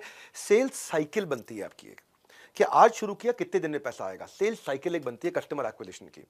तो अपने प्रोसेस को लिखो, कितना लंबा प्रोसेस है, एस्टिमेट करो कि इसमें कितने रास्ते में हर्डल्स आएंगे, कितनी तकलीफें आएंगी, कस्टमर का पैसा मेरे जेब तक आते आते तक कितने दिन आपको चाहिए एक पेइंग कस्टमर लाने के लिए। जितना लंबा लेंथ होगा सेल्स साइकिल का, उतना उस दौरान के सारे खर्चे आपको डालने पड़ जाएंगे। क्योंकि अगर मान लो पेमेंट आते आते 90 दिन लगेंगे, तो 90 दिन में क्या खर्चे होने वाले हैं, उस एक्सपेंसेस को कैलकुलेट करो। सेल्स साइकिल समझनी जरूरी है आपको। अगर आप एक सोलोप्रेन्योर हो, स्टार्टअप शुरू कर रहे हो, क्या क्या कॉस्ट है आपकी, कई तरह की कॉस्ट होगी ना आपकी। एक आपके पास कोई अगर सेल मैन पावर है, उसकी सैलरी हो गई, कोई ब्रोशर आपने प्रिंट किए हैं, बांटे हैं, कोई वेबसाइट आपने बनाई है, कोई ट्रेड शो में आप गए हो, कोई एडवर्टाइजिंग करी है आपने, कोई फेसबुक ऐड लगाई है, कोई इंडस्ट्री पब्लिकेशन में गए हो आप, कोई व्हाइट पेपर, कुछ भी। जितनी लॉन्ग सेल साइकिल होगी उतना ज़्यादा पैसा लग जाएगा आपका। लेकिन अगर आपको पता है सेल साइकिल खाली शुरू में लॉन्ग है और उसके बाद पाइपलाइन बहुत बड़ी है, तो चल जाएगा, लाइफ टाइम वैल्यू है उसमें। So even after spending a lot of money, अगर कस्टमर ने नहीं खरीदा तो फिर आपके लिए खतरा है। तो ये आप सेल्स साइकिल समझे। अब सेल्स साइकिल समझ में आई, तो अब आपको डिसाइड करना है मेरी प्राइसिंग क्या होगी। तो मेरा 10वां अध्याय प्राइसिंग का, बहुत वैल्यूएबल कंटेंट है। आपका गोल ये नहीं है कि आप अपने बिल, जितने आपके बिल आपके खर्चे हैं पूरे कर लो। आपका गोल है होना चाहिए कि जिस चीज के लिए मैं वर्दी हूं, जो मेरी वर्थ है, उसका पैसा मुझे मिले। समझो भाई, घोड़ा अगर घास से दोस्ती करेगा तो खाएगा क्या? काम कस्टमर अनुसार, लेकिन दाम काम अनुसार। तो चार्ज व्हाट यू डिजर्व। न ज्यादा में बिकेगा और न कम में बिजनेस जमेगा। सही राइस के लिए जरूरी है सही प्राइस। तो प्राइसिंग को सीखते हैं हम। जब भी आप अगर नए हो ना धंधे में, आपने शुरू किया है, आज सोलोप्रेन्योर की जर्नी है, स्टार्टअप की जर्नी है, तो हमेशा सामने वाले कस्टमर का बजट पहले आप ही पूछ लो। उसको बंडल प्राइस के साथ शुरू करो, फिर इंडिविजुअल प्राइस पे लेके आना। अगर कम करना है तो बंडल प्राइस से चालू करो। अपने आप को कंसल्टेंट की तरह जब पोजीशन करोगे ना, तो ऐसा नहीं है कि मैं यार फ्यूचर में काम मिलेगा उसकी होप में आज ही प्राइस कम कर दूं। नहीं, वो करना भी पड़े तो बहुत छोटा सा टेस्टिमोनियल के लिए कर दो, ताकि आपका प्रोफाइल मजबूत बन जाए। तो और कई बार अगर आपके काम कस्टमर को पसंद नहीं आया, तो वो कहेगा इसको रिवाइज करो, उसको दोबारा ठीक करो, दोबारा ठीक करो। ट्राई मारना कि जो रिवीजन है उसका बजट अलग बनवा देना उससे। ये भी तय करने का, लॉन्ग टर्म कॉन्ट्रैक्ट बन रहा है तो तय कर लेना कि मैं 5%, 10% हर 3 महीने, 6 महीने, 1 साल में बढ़ाऊंगा प्राइस। ये चीजें मैं आपको एक्सपीरियंस से बता रहा हूं आज। ये चीजें आपको बता रहा हूं कि शुरुआत कैसे होती है। पहले 1000 दिन की जर्नी में पहले 100 दिन कैसे जाएंगे आपके। अगर ना बोलना पड़े तो कस्टमर को ना बोलना चाहिए। शुरू में सुनना सीखो, हाँ, ज्यादा बात नहीं करना। और देखिए, एक चीज आपको समझाता हूं आपको मैं, क्योंकि इसने मुझे 2 साल तक बिजनेस देना है तो कम पैसे लगा देता हूं। नहीं, एक बात बताता हूं आपको, एक नया रूल समझाता हूं। 2 साल तक कम पैसे मिलने से ज्यादा अच्छा है कि 4 महीने में, 3 महीने में बहुत ज्यादा पैसे ले लो। आप क्या करो, शॉर्टर डे और हायर रेट ले लो। उससे क्या होगा, आज अपफ्रंट पैसा आना शुरू हो जाएगा, आपके पास कैश फ्लो अच्छे हो जाएंगे। कभी अगर दोनों में कंपेयर करना हो ना, और 4 महीने, 3 महीने का काम ओवर से 1 साल का काम, और 3 महीने में आपको अच्छा पैसा मिल जाए, और बहुत कम करके 1 साल में बांट के टुकड़ों में लेने से अच्छा है कि शुरुआत में कैश फ्लो कैसे मेरे मजबूत रहेंगे। आज अगर अपफ्रंट पैसा आ गया, मैं मजबूत हो जाऊंगा, मैं कॉन्फिडेंट हो जाऊंगा बिजनेस करने के लिए। पहले 100 दिन में पैसा और कस्टमर, 2 चीजें चाहिए होती हैं आपको। तो आप वैल्यू बेस्ड प्राइसिंग कैसे होती है वो आपको समझाता हूं। अपने फी स्ट्रक्चर को प्लान करो। कभी आप पर आवर भी कैलकुलेट करना चलेगा आपकी इंडस्ट्री में, या पर डे चलेगा, या पर यूनिट चलेगा, हाँ, जो आउटपुट दे रहे हो आप, या प्रोजेक्ट कंप्लीट करने पे चलेगा पैसा, या मिनिमम अमाउंट के साथ भी चलेगा, एमजी ले लिया आपने उससे, या परसेंटेज ऑफ प्रॉफिट चलेगा कि मैंने उसका धंधा बढ़ा दिया, उसके प्रॉफिट में परसेंटेज ले लूं। तो आप अपने जो फी स्ट्रक्चर को कैलकुलेट करोगे, शुरुआत में समझ में नहीं आता मैं कौन सा करूं, तो बिलेबल टाइम देख लो, हाँ, या फिर ओवरहेड एक्सपेंसेस और अपने प्रॉफिट मार्जिन को कंसीडर करो। पर हमेशा अपना लोएस्ट प्राइस दिमाग में क्लियर रख के जाना कि इसके नीचे नहीं जाऊंगा, हाँ, ये मेरा लोएस्ट प्राइस है। अपने बेंचमार्क, अपने रेट इंडस्ट्री में पकड़ के अपने लोएस्ट प्राइस को पकड़ के चलो। तो इसके लिए आपको कई बार अपनी न्यूमेरिकल वर्थ कैलकुलेट करनी आनी चाहिए, वो भी आपको समझाता हूं मैं। न्यूमेरिकल वर्थ कैलकुलेट करने से पहले अपनी कॉस्टिंग अंदर एक यूनिट की कितनी पड़ रही है, और बाजार में मेरे अगेंस्ट ऑप्शंस क्या अवेलेबल है, इनको पकड़ के चलना है आपको। अगर आप इनोवेटर हैं कोई, और कोई आप ऐसी चीज ले आए हैं जो बाजार में अवेलेबल नहीं है, और आप जल्दी शुरू में ले आए हैं, तो इस समय पूरा प्राइस चार्ज करो। बाद में प्राइस, जब और लोग बाजार में उतर जाएंगे तब प्राइस कम करो। इसके लिए ये पता है, या फिर दूसरी तरफ होता है बैरियर प्राइसिंग, प्राइस इतना कम कर दूं कि मेरा कॉम्पिटिटर ही ना घुस पाए। लेकिन इसमें थोड़ा खतरा भी रहता है। हाँ, प्राइस इतना कर दूं कि कोई और सप्लायर ही ना घुस पाए। इसमें एक मिल्किंग स्किमिंग होता है कि मैंने बढ़िया प्रोडक्ट एस्टैब्लिश कर लिया है, तो और अभी किसी के पास नहीं है, तो मैं इससे मैक्सिमम कमाते जाऊं, लेकिन जब कॉम्पिटिटर आएगा तब तक मैं अच्छा कमा के निकल जाऊंगा। फिर एक होता है पेनिट्रेशन प्राइसिंग। ये क्या है, मेरे को अब इस मार्केट में मेरा प्रोडक्ट एस्टैब्लिश करना है, बढ़िया अभी तक मेरे को रिजल्ट मिल गए, अब मैं ब्रेक इवन प्राइसिंग से पूरी मार्केट एक बार कैप्चर कर जाऊंगा कि मैं एग्रेसिव मार्केटिंग करूंगा ब्रेक इवन प्राइसिंग के साथ में, कि मैं अभी कमाऊंगा नहीं, बस मुझे कस्टमर जोड़ने अपने साथ में। पर एक खतरनाक भी होता है, उसको बोलते हैं दूसरी तरफ लॉस लीडिंग। लॉस लीडिंग क्या है कि मैं कॉस्ट जो आ रही है उससे भी कम प्राइस करूंगा, है ना।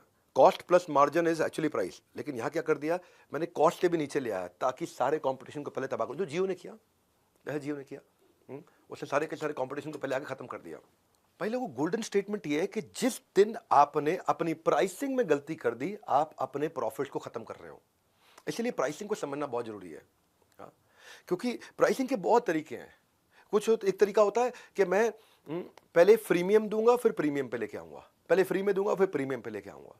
एक तरीका होता है वन टाइम अपफ्रंट चार्ज करूंगा, उसके बाद में छोटा छोटा मेंटेनेंस के लिए लेता रहूंगा। एक होता है कॉस्ट प्लस मॉडल। मेरी जो कॉस्ट आ रही है इसको बनाने में, वो आ रही है 78 रुपए, मुझे 78 रुपए के ऊपर 7 रुपए और चाहिए, 85 में बेचूंगा, वो हो गया कॉस्ट प्लस।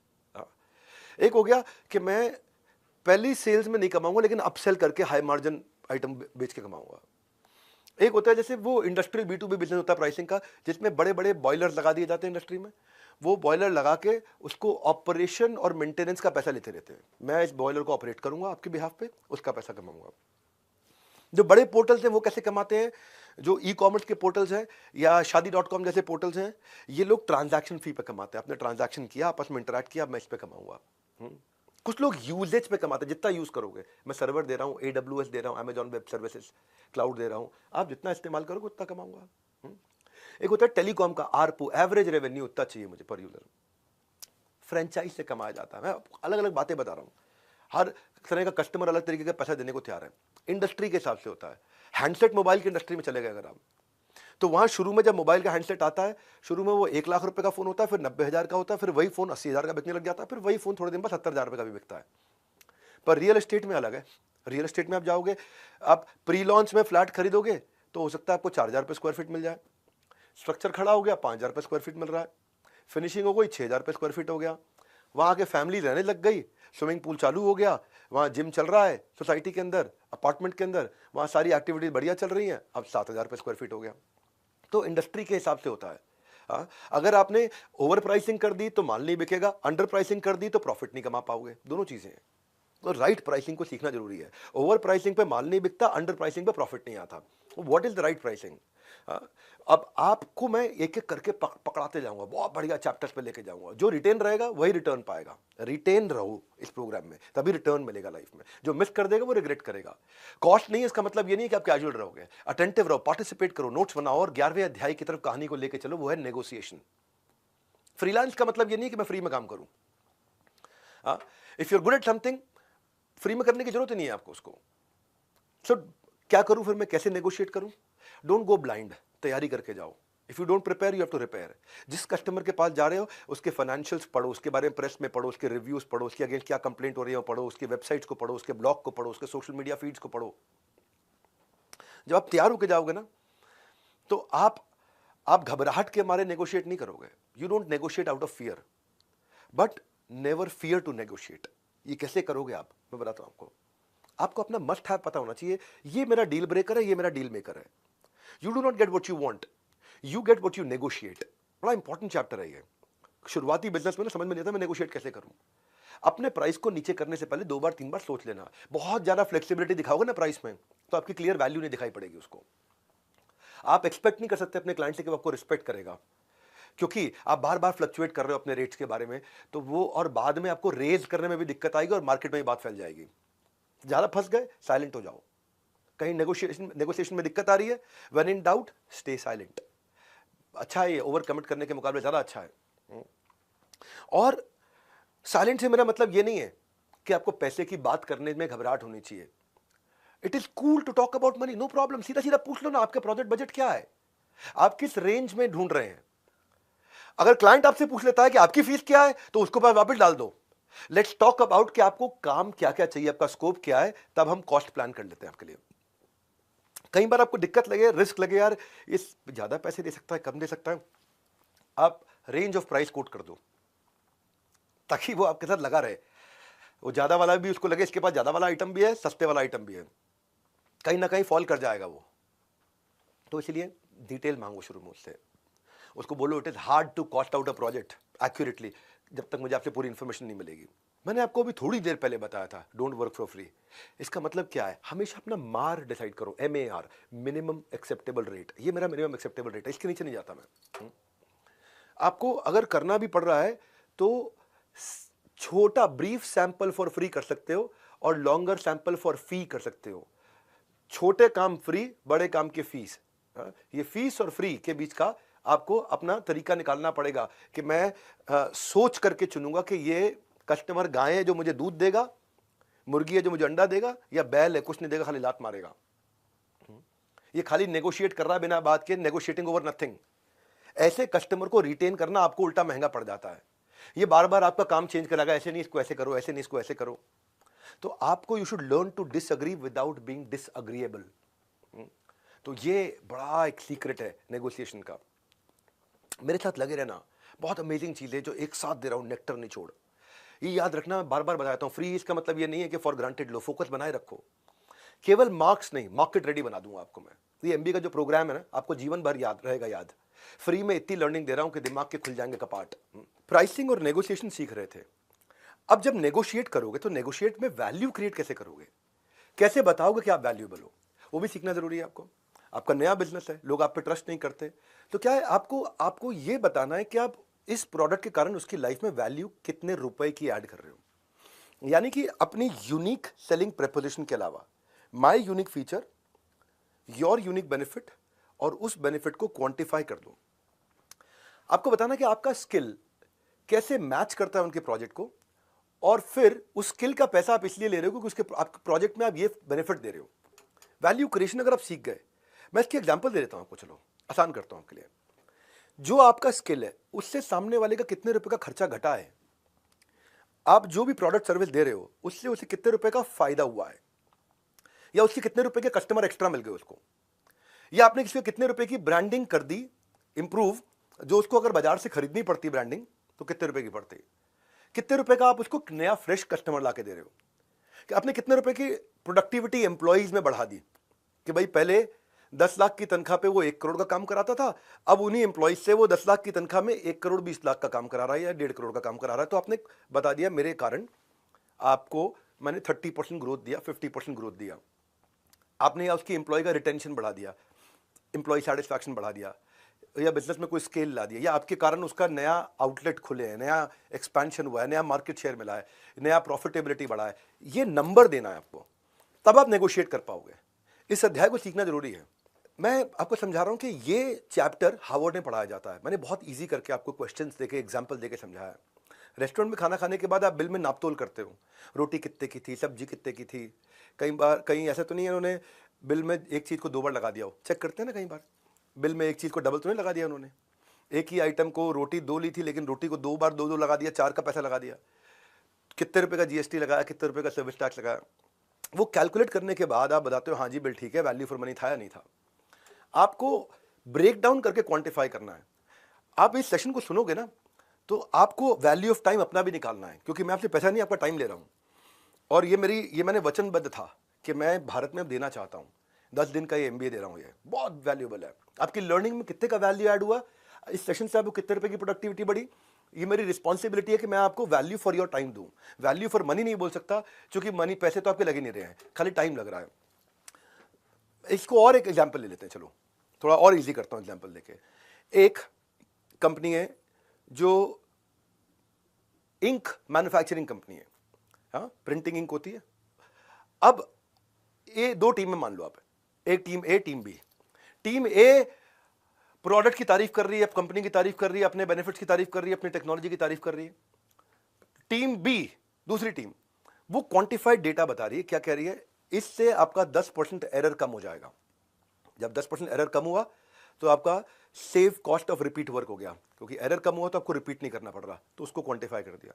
ये 67% इंक जल्दी सूखती है, तो इससे आपका 50% टाइम बचा। 50% टाइम बचा तो आपकी एफिशिएंसी डबल हो गई, क्योंकि टाइम आधा लगा, एफिशिएंसी डबल हो गई, उसको क्वांटिफाई करके दिया। ये बताया कि भाई मेरी इसलिए इन रीजन से जो है इंक पहली बार में फर्स्ट टाइम राइट देता है, इसके कारण ये 70% सस्ती पड़ती है। चाहे आप बेच रहे हो 20% महंगी बाजार के मुकाबले, पर आपने क्वांटिफाई करके समझा दिया कि 70% दूसरे कॉम्पिटिटर्स के मुकाबले में सस्ता हूँ। क्यों? क्योंकि मेरा आउटकम में आपकी लाइफ में ये वैल्यू आ रहा है। तो अब जीतेगा कौन, टीम ए कि बी? सिंपल सी बात है, टीम बी जीतेगी। तो ये बड़ा इंपॉर्टेंट है कि आप सामने वाले को गणित लगा के दिखाओ कि कितने रुपए का मैं तुम्हें फायदा करा रहा हूं। तब ये पिछले 2 अध्याय इससे जुड़ते हैं कि मैं प्राइसिंग सिखाया, नेगोशिएशन सिखाया, लेकिन अगर क्वांटिफिकेशन ऑफ वैल्यू नहीं सिखाया तो पिछले 2 अध्याय अधूरे रह गए। बड़ा कनेक्टेड सा है ये चैप्टर आज का डे 1 MBA का। अब जब आप ये कर रहे हो तो इसको मैं 13वें अध्याय की तरफ लेके चलता हूं, वो है कॉन्ट्रैक्ट्स एंड पेपर वर्क। अगर आपने ये सब चीज़ों को जो आपने कॉन्ट्रैक्ट किया है, जब तक कॉन्ट्रैक्ट साइन नहीं हुआ कुछ भी रियल नहीं है। Until a contract is signed, nothing is real। और मैं बताऊं फिर फंस जाओगे आप जब कॉन्ट्रैक्ट नहीं हुआ। वो कहते हैं ना कि थोड़ा बहुत शतरंज का आना भी जरूरी है साहब, क्योंकि कई बार सामने वाला मोहरा चल रहा होता है और हम यारी दोस्ती निभा रहे होते हैं। और कॉन्ट्रैक्ट इतने ध्यान से बनाओ, क्योंकि कॉन्ट्रैक्ट को एक बार साइन कर दिया तो अनसाइन नहीं कर सकते। हाँ, एक बार डन कर दिया तो अनडन नहीं कर सकते। हाँ, एक बार अग्री कर लिया तो डिसअग्री नहीं कर सकते। तो सारी थिंकिंग पहले ही कर लो कॉन्ट्रैक्ट पेपर वर्क की। नया बिजनेस शुरू किया आपने, बिल्कुल सॉलिड वेल स्कोप कॉन्ट्रैक्ट होना चाहिए, इसमें सारे पॉइंट्स कवर्ड हो, और उसमें आपकी डाउन पेमेंट कितनी मिलेगी, किस डेट को मिलेगी, और अपने इनवॉइस रिमाइंडर्स को भी ऑटोमेट कर लो। इसके भी टूल्स आते हैं बहुत सारे, तो ऑटोमेट कर लो ताकि इनवॉइस उसके बाद अपने आप पहुंच जाए। और अगर वो लेट पैसे दे रहा है तो कॉन्ट्रैक्ट में डाल दो कि लेट फी का क्या चार्ज है, कितना चार्ज करोगे। तो ये अकाउंटिंग सॉफ्टवेयर आपको मिल जाएंगे बहुत सारे फ्री में, जिनको आप इस्तेमाल करो। और अगर कभी किसी के लिए फ्री में भी काम करना पड़ रहा है तो भी कॉन्ट्रैक्ट साइन करो। हाँ, और आप उससे जो पेमेंट के मोड्स हैं, कैसे पेमेंट करेगा, वो भी कॉन्ट्रैक्ट में कवर करो। क्योंकि नहीं तो कभी भी कुछ गलत क्लाइंट हाथ में लग गया ना, तो कहते हैं ना किसी के झूठे कदमों की आहट आपका भरोसा ना कुचल दे। तो शुरू से ही एक कंसल्टेंट रखो जो नॉलेजेबल लॉयर हो, जिसको साल का आपने पैसा देना हो, महीने का छोटा छोटा अमाउंट, वो शुरू में सारे कॉन्ट्रैक्ट आपके कंप्लीट करा दे। एक अच्छा चार्टर्ड अकाउंटेंट आउटसोर्स कर दो जो आपकी LLP पार्टनरशिप बना दे, सूटेबल कंपनी बना दे। आपके बिजनेस परमिट चाहिए कोई तो वो बता दे क्या टैक्स है, क्या लाइसेंस है, क्या रजिस्ट्रेशन है। हाँ, सारे नेसेसरी पेपर वर्क कंप्लीट कर लो। कॉन्ट्रैक्ट पेपर वर्क में ना मैं एक थोड़ा अलग प्रकार का हिस्सा भी कवर कर लेता हूँ। पेपर वर्क में आपको अपना भी पेपर वर्क करना है, कि अपने बजट्स भी बना के रखने हैं, जिससे आपको टारगेट मिलेगा कि आपको करना क्या है। बजट का मतलब है कि आप अपना ना ऐसा कर लो, पहले अपनी चेकबुक, क्रेडिट कार्ड वगैरह निकाल लो, बैंक स्टेटमेंट निकाल लो, अपने फाइनेंशियल रिकॉर्ड पिछले 12 महीने के निकाल लो, निकाल के इकट्ठे कर लो। इकट्ठे करके चेक करो इसमें फैमिली के खर्चे कितने थे, लोन के कितने थे, रेंट के कितने थे, आपके मेडिकल बिल्स कितने थे, कितना खर्चा आप महीने भर में करते हो। जैसे ही आपको समझ में आ जाएगा ना, आपको क्लियर हो जाएगा कि सारे एक्सपेंसेस कवर करने के लिए कितना कमाना है, तो अपने बजट को पकड़ के चलो। फ्रीलांसिंग जो है या स्टार्टअप जो है, उसमें हर महीने सेम पैसा नहीं कमाओगे आप। हर महीने सेम कमाई नहीं होती है, कभी अच्छा समय आएगा, कभी बुरा समय भी आएगा। तो अपने लो फेज के लिए एक्सपेंसेस को बजट में डाल के चलो पहले से ही। वो कैसे होगा, वो 12 महीने का हिसाब किताब पुराना देखो, उससे आपको आपका पैटर्न मिल जाएगा कि आपका पैटर्न क्या है। आपके खर्चों का 12 महीने का पैटर्न मिल जाएगा। तो आपके पर्सनल और बिजनेस एक्सपेंस अलग कर लो। जब खर्च कर रखोगे पूरा हिसाब, या ऐसे बोलता हूं उसको, जब खर्च का पूरा पूरा हिसाब रखोगे, जीवन को लाजवाब रखोगे। अगले अध्याय की तरफ कहानी को बढ़ाते हैं। 14वें अध्याय को इससे कनेक्ट करके समझाता हूं। हर समय सेम नहीं होता, कभी खराब समय आएगा। तो आपका अगर आपके स्टार्टअप में, सोलोप्रेन्योर की लाइफ में ऑफ सीजन आ गया है, ड्राई टाइम आ गया है, धंधा नहीं मिल रहा है, तो सबसे पहले धंधा मंदा हुआ है। आप मंदे नहीं हुए अपने दिमाग से। आप अपने दिमाग से तो अपने आप को करोड़पति की तरह सोचने की तैयारी करो। करोड़पति की तरह सोचने के लिए आपको 0 रुपए लगते हैं, पैसे नहीं लगते हैं। तो आपका बिजनेस सीजनल हो सकता है, कमिटमेंट सीजनल नहीं चाहिए हमारे को। ड्राई टाइम, जिस समय धंधा नहीं है, जब आप लो फेज में आ गए हो, वो टफ रियलिटी है सारे स्टार्टअप्स की, सोलोप्रेन्योर्स की जिंदगी में आती है तकलीफें ये। तो आपको क्या करना है इस समय में, आपको ये सोचना है कि यार इस टाइम के लिए मैं प्रिपेयर कैसे करूंगा। अब ये टाइम होता है अपने सारे पुराने कनेक्ट के पास फिर से वापस जाने का। मैंने एक वो बड़ा प्रोजेक्ट अभी कंप्लीट किया, बहुत मजा आया उस प्रोजेक्ट में। Now I am open for new work. If you here of anyone you can recommend मी। तो आपने शुरुआत कैसे करी, ये नहीं कि यार मैं बेरोजगार बैठा हूं या मेरे पास धंधा नहीं, मैं बहुत बढ़िया प्रोजेक्ट कंप्लीट करके आया हूं, बड़ा सेटिस्फाइड रहा। अगर आप नेटवर्क में किसी को इस तरह की प्रॉब्लम सॉल्व करवानी हो तो I am an expert on that. और इस समय जब सीजन लो है तो 3-4-5 तरीके की बातें बताता हूं आपको। पहला, लो सीजन में आराम नहीं करना है, नेटफ्लिक्स नहीं खोलना है, अमेजॉन प्राइम नहीं खोलना है। लो सीजन में आपको इंस्टाग्राम नहीं चलाना है, उसमें रूटीन रखना है हमेशा। ऐसे रूटीन बना के रखना है जैसे आप मैंने बताया ना कि जब आदमी बेरोजगार होता है तो रोजगार ढूंढने को रोजगार की तरह करना चाहिए। जब उसके पास नौकरी नहीं होती तो नौकरी को ढूंढने के लिए नौकरी की तरह नौकरी को ढूंढना चाहिए कि जैसे नौकरी करते हो। सुबह 9 बजे बैठूंगा नौकरी ढूंढना, शाम 6 बजे तक नौकरी ढूंढता रहूंगा, ये मेरी अभी नौकरी है। यानी कि रूटीन रखना है लो फेज में हमेशा। लो फेज में नेटवर्क बना के रखना है, खूब नेटवर्क के साथ कनेक्टेड रहना है, क्योंकि जब आप बिजी थे तो आप नेटवर्क को टाइम नहीं देते थे। जब आप बिजी थे तो अपने दोस्तों को, अपने उन सारे इन्फ्लुएंसर्स को जिनका जिंदगी में आपके बड़े इन्फ्लुएंसर्स जो क्लाइंट दे सकते थे, आप उनको टाइम नहीं देते थे। जब आप बिजी थे तो आप ऑनलाइन प्लेटफॉर्म पे अपनी बाकी सारी इंफॉर्मेशन अपडेट नहीं करते थे। अब टाइम आ गया है। जब आप बिजी थे तो आप अपने पुराने कस्टमर्स के टॉप ऑफ द माइंड नहीं रहते थे। अब उनके पास जाइए, उनसे बोलिए कितना फायदा हुआ, मेरे को टेस्टिमोनियल वीडियो बना के दे दो, put that on social media. जब आप बिजी थे तो अपने बिजनेस मॉडल को इवैल्यूएट नहीं कर रहे थे। अब आपका लो फेज है, अब बिजनेस मॉडल को इवैल्यूएट करने का है, नया प्रोडक्ट लाइन बिल्ड करना है, ऑफ सीजन में कोई कॉम्प्लीमेंट्री फ्री भी लेके आना है, कोई नया प्रोडक्ट सर्विस ऐड करना है। जब आप बिजी थे तो जिस चीज पे फोकस करना था लेकिन नहीं कर पा रहे थे क्योंकि बिजी थे, अब वो कर लो। जैसे कोई नया स्किल आपको ऐड करना था, मार्केट में कोई नया स्किल आ गया आपके इंडस्ट्री में, जब आप बिजी थे। अब क्या है, मैंने भी इस तरह से, जब समय आता है लोग प्रॉब्लम में फंसते हैं, हमने एक बीबी कोच बनाया है। ये मैं आपको आगे चल के थोड़ा बताऊंगा कि बीबी कोच है। हमने एक नया प्रोडक्ट तैयार किया जो 24 घंटे बिजनेस एक्सपर्ट की तरह आपके साथ में कॉन्वर्सेशनल तरीके से कोच हम देते हैं आपको, जो 24 घंटे एक्यूरेट आपकी बिजनेस की हर प्रॉब्लम का आंसर देता है। ये मेरा एक प्रोडक्ट है, मैंने लॉन्च किया है, बड़ा बिजनेस इम्पैक्ट जो प्रोडक्ट है, ये सारा आउटकम ओरिएंटेड प्रोडक्ट है। उसी में हमने मल्टी लैंग्वेज कोच डाला साथ में, जो हर भाषा में आपको कोचिंग देगा, हैंड होल्डिंग करेगा। बहुत सस्ता कर दिया हमने प्रोडक्ट। इसमें आपको स्पीच टू टेक्स्ट भी बात कर सकते हो आप। बिजनेस के हर प्रॉब्लम का सोल्यूशन रहेगा आपके फिंगर टिप्स पे। बहुत कुछ कवर करना है मेरे पास। अब क्या है, जब कठोर समय आया उसके लिए पहले ही फाइनेंशियल क्वेश्चन रखो। क्यों? क्योंकि प्रिडिक्टेबल भी होते हैं कई स्लो पीरियड, कि स्लो पीरियड आने वाला है मेरे लिए। कई पोस्ट हॉलीडे होते हैं स्लो पीरियड, टैक्सेस के बाद होते हैं, या वेडिंग सीजन के टाइम पे होते हैं, या जिस समय न्यू ईयर के टाइम पे होते हैं कि लोग चले जाते हैं, ट्रैवल करते हैं। Money saved is money earned, क्यों? जो प्रिडिक्टेबल है वो। फिर लेकिन ऐसा भी होता है कि कई जगह सीजन एक रीजन के हिसाब से होता है। गर्मियों का सीजन साउथ में 12 महीने रहता है, दिल्ली में, नॉर्थ इंडिया में आधा टाइम गर्मी और थोड़ा टाइम सर्दी रहती है। तो जहां पे सीजन है आपका, वहां चले जाओ, या अपने सीजन को एक्सटेंड करो। जैसे सीजन आने वाला हो, सीजन जाने वाला हो, जाने से पहले डिस्काउंट्स देकर के अपनी सारी इन्वेंट्री निकाल दो। जब आप बिजी थे तो आप कंटेंट मार्केटिंग नहीं कर रहे थे। अब लो फेज में हो, उस समय कंटेंट मार्केटिंग चालू कर दो, टेक्नोलॉजी ऑटोमेशन चालू कर दो, वेंडर से मीटिंग चालू कर दो, नए वेंडर, इंटरनेशनल वेंडर से बातचीत करनी शुरू कर दो।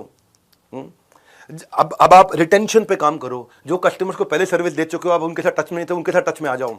तो जब सीजन नहीं है, बहुत कुछ किया जा सकता है। इसलिए बड़ा इंपॉर्टेंट अध्याय था ये आपके लिए कि हर समय एक समान नहीं होता, तो क्या करना है।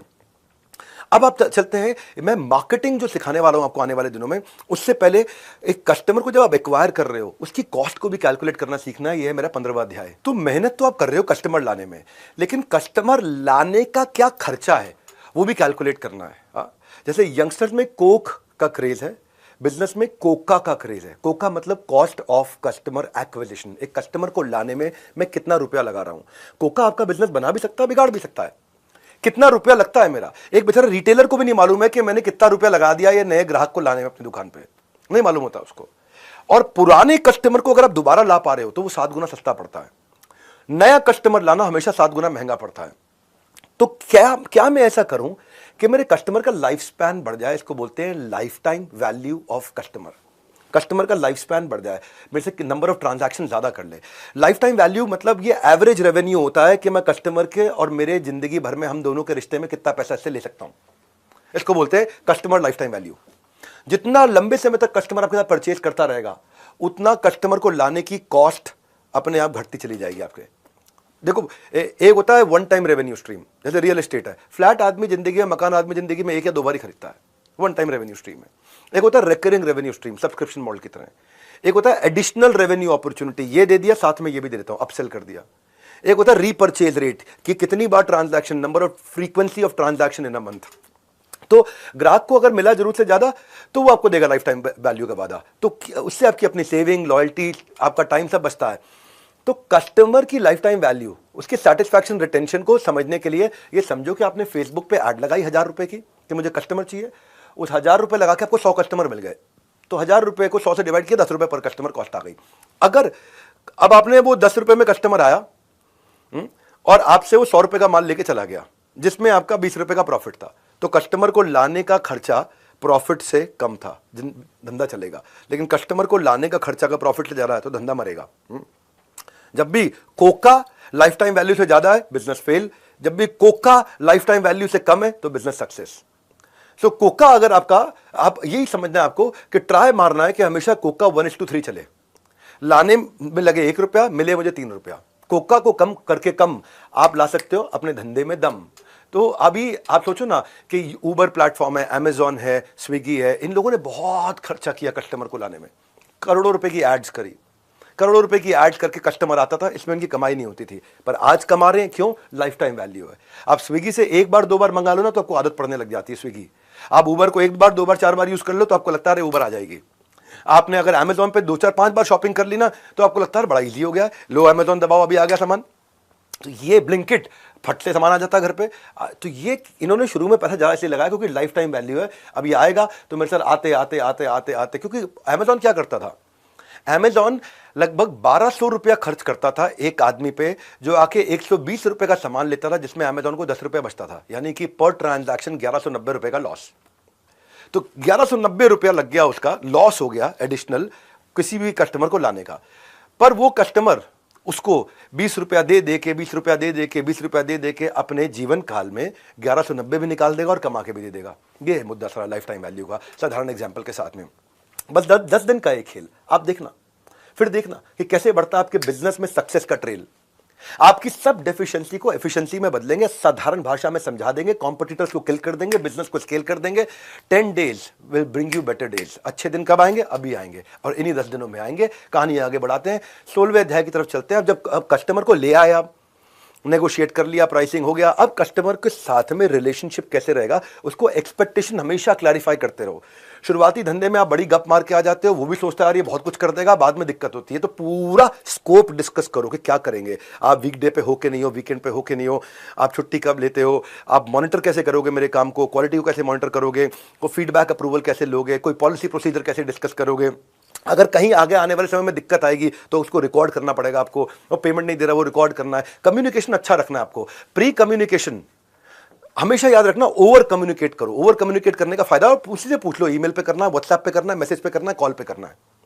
और अगर क्लाइंट कहीं अपसेट है तो उसको अपने इमोशंस निकालने दो, आप आउट ऑफ कम्युनिकेशन मत जाओ उसके साथ में, क्योंकि वही एक बॉस है, कस्टमर ही आपका एक बॉस है। वो जिस दिन चाहे आपकी नौकरी से आपको निकाल देगा, दूसरे को ज्वाइन करके वो दूसरे से सामान खरीदना शुरू कर देगा। लिंक्डइन के बाद से सेल्स वर्ड बदल गया है। एबीसी पहले बोलते थे ऑलवेज बी क्लोजिंग, अब बोलते हैं ऑलवेज बी कनेक्टिंग। तो अब कनेक्ट करना है, और कनेक्ट करना है और कैसे रिश्ता बना के रखना है, ये मेरा 17वां अध्याय है कि बी देयर, वहां रहो, प्रिपेयर, और प्रिपेयर होकर के रहो, एंड से यू केयर, बताना है कि मैं उसकी केयर कर रहा हूं। क्योंकि आपको फंड रेजिंग नहीं करनी है, फ्रेंड रेजिंग करनी है। अगर वो कस्टमर आपका फ्रेंड बन गया तो फंड अपने आप आएगा। पहले फ्रेंड आता है, बाद में फंड आता है। आप पैसे के चक्कर में लगे रहते हो तो कस्टमर के साथ अरे वाह एक्सपीरियंस कैसे दें। आप हमेशा उसकी लेटेस्ट न्यूज को पकड़ के रखो, क्या चल रहा है उसकी जिंदगी में। जब भी आप उसके साथ मीटिंग कर रहे हो, हर मीटिंग के बाद में रिकैप करो, मीटिंग उसको क्लियर करो, अंडर प्रॉमिस करो, कम कमिट करो, जरा डिलीवर करो। आप जो आप कर सकते हो वहां कर दो, जो नहीं कर सकते हो उसका तरीका बदलो, पॉजिटिव लैंग्वेज के साथ करो। मैं बताता हूं आपको पॉजिटिव लैंग्वेज कैसे लेते हैं। सबसे पहले पॉजिटिव बिहेवियर रखो, किसी भी मीटिंग पे या कॉल पे लेट मत आओ, लोग याद रखते हैं। उसके साथ अगर मीटिंग कर रहे हो तो बीच में फोन मत लो, अनलेस कोई बहुत बड़ा डीप क्राइसिस है, don't take calls in between, it doesn't, people don't like it. उनके साथ टच में रहने का तरीका यह है कि जब वो आपको पे नहीं कर रहा तब भी आप टच में रहो। आप क्लाइंट को ऐसा फील कराओ कि मैंने आपकी वेबसाइट चेक करी थी और मैंने ये देखा, मैंने आपके बारे में कुछ प्रिलिमिनरी रिसर्च करी, मैंने ये देखा, मैं अपने नोट्स रिव्यू कर रहा था, मुझे ये समझ में आया आपके बारे में, मैंने आपकी एक लेटेस्ट किताब पढ़ी, मुझे बड़ा अच्छा लगा, मैं आपका सोशल मीडिया देख रहा था, अरे क्या बढ़िया पोस्ट किया। वो कनेक्ट फील करता है, बस सिंपल। ये नहीं कि भाई मेरा माल ले लो। हाँ, ट्रांसपेरेंसी रखोगे, ट्रस्ट आएगा। शुरुआती रिलेशनशिप के अंदर लोग आपकी ट्रांजैक्शंस को ध्यान से देखते हैं और वहीं से ट्रस्ट करना शुरू करते हैं। जितना हो सके इस ट्रस्ट को बिल्ड करो, ट्रस्ट को बिल्ड करो, पर्सनल केयर के द्वारा कर सकते हो। मेरे को याद है बहुत साल पहले की बात है, एक कस्टमर ने, मेरी एक मीटिंग कैंसिल हो गई थी उसके साथ में, क्योंकि उसने मैसेज लिखा कि उसकी वाइफ की कोई हेल्थ इमरजेंसी आ गई है। और उस मीटिंग में 8-9 लोग थे, 8-9 लोग इकट्ठे बैठे थे और मैं भी बैठा था वहाँ पे। और वो आदमी उठ के चला गया कि मेरी वाइफ की कोई हेल्थ इमरजेंसी आ गई है, तो मीटिंग हमें कैंसिल करनी पड़ी। तो मैंने रात को उसको मैसेज किया कि आपकी वाइफ की हेल्थ कैसी है। उसने रिप्लाई लिखा, खाली आपको याद रह गया था कि मेरी वाइफ की हेल्थ ख़राब है, बाकी सब भूल गए थे। अब इतना सा एक मैसेज, उसके कारण मैंने इतना बड़ा क्लाइंट का दिल जीत लिया था। ये चीज़ें पर्सनल केयर बड़ी इंपॉर्टेंट होती है। और आप मान लीजिए आपके साथ कोई गलती हो भी जाती है और आपको कोई बैड न्यूज़ देनी है, तो साथ बैठ के आराम से बात करते हुए करो। ये नहीं कि ईमेल लिख दिया, ईमेल से नहीं चलेगा। कोई कंप्लेंट भी है तो हमेशा गुड न्यूज़ के साथ शुरू करो। तो ये कॉन्वर्सेशन, ये कम्युनिकेशन और पर्सनालिटी डेवलपमेंट में आपको आगे और डिटेल में सिखाऊंगा। आप हमेशा सोल्यूशन ओरिएंटेड बात करो, पॉजिटिव बात करो, और राइटिंग में हो सके तो कंप्लीट करो डिस्कशंस को। रेपुटेशन अपनी बिल्ड करो, क्योंकि रेपुटेशन करेंसी है। अगर आपको कोई नेगेटिव बात करनी भी है तो मैं आज आपको टेक्निक बताता हूं। एक स्टेटमेंट होती है आई कांट स्टेटमेंट और होती है आई कैन स्टेटमेंट। कोई काम अगर आप नहीं भी कर सकते तो उसको भी आई कांट की जगह आई कैन में परिवर्तित किया जा सकता है।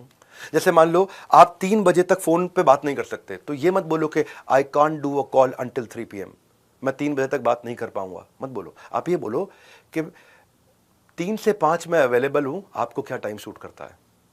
चेंज हो गया ना लैंग्वेज, टोन चेंज हो गया। From 3 to 5 PM I am available, what would be a good time for you. जैसे किसी ने कोई काम दिया, आपको लगता है इतने कम टाइम में तो हो ही नहीं सकता, तो ये मत बोलो the deadline is too tight, ये काम नहीं हो सकता। आप बोलो I can deliver it by Tuesday. Positive हो गया। आई कांट को आई कैन करना है। जैसे वो बोलता है कि आपने बोला है कि मैं I can't start for 3 months, I am busy. वो कहने की जगह बोलना है I would love to work with you if we can start in the month of June. तो अपने आई कांट को आई कैन करना हमेशा। वो पॉजिटिव लैंग्वेजेस इंपॉर्टेंट होती है शुरुआती बिजनेस में। आपको आई can't start until I receive the initial payment, पहले पेमेंट करो तब चालू करूंगा, नहीं तो नहीं कर पाऊंगा। तो आप इसकी जगह कह सकते हो कि I look forward to working with you after the receipt of initial payment. मैं ये नहीं बोल रहा हूं कि क्लाइंट को आप डोमिनेट करने दो, पर मैं बोल रहा हूं कि कम्युनिकेशन के तरीके को बदलना है। ये मेरा बीच में एक दिन आने वाला है जहां मैं आपको कम्युनिकेशन और पर्सनालिटी पे बात करूंगा। आपको तो कई बार टफ क्लाइंट्स मिलेंगे आपको, और टफ क्लाइंट से बाहर निकलना है तो उसकी स्ट्रैटेजी भी आपके पास होनी चाहिए। ये 10 दिन आपके लिए लाइफ बदल दूंगा मैं आपकी। ये MBA को पूरा अटेंड करना है आपको, हर बात नोट करते रहना है, क्योंकि कहीं भी फ्री में इस तरह का ज्ञान नहीं मिलता है। मैं चलता हूँ अब, क्योंकि अब आपको कस्टमर्स मिल रहे हैं, अब आपका बिजनेस बढ़ते जा रहा है, बढ़ते जा रहा है, तो अब आपको क्या करना है, अब नेक्स्ट मार्केट की तरफ भी मूव करना है। तो नेक्स्ट न्यू मार्केट मेरा 18वां अध्याय है। इसमें आपको जब भी कहीं नई मार्केट में जाओगे तो आपने टेस्ट कर लिया अपने प्रोडक्ट को, टेस्ट कर लिया तो आप आउटर मार्केट में गैप्स ढूंढो और वहां पे भी एक छोटी मार्केट से शुरू करो जो पेरीफेरी में होगी। जैसे मान लो आप दिल्ली में हो तो दिल्ली का पेरीफेरी क्या है, गाजियाबाद के आगे का हिस्सा हापुड़ तक चले जाऊं, फरीदाबाद के आगे का हिस्सा बल्लभगढ़ तक चले जाऊं, नोएडा का आगे का हिस्सा ग्रेटर नोएडा तक चले जाऊं, गुड़गांव के आगे का हिस्सा मानेसर से आगे चले जाऊं। वहां पे बहुत लोगों का फोकस नहीं होगा, वहां पे कस्टमर आपको आसानी से मिलेगा। यानी कि पेरीफेरी में जाओ।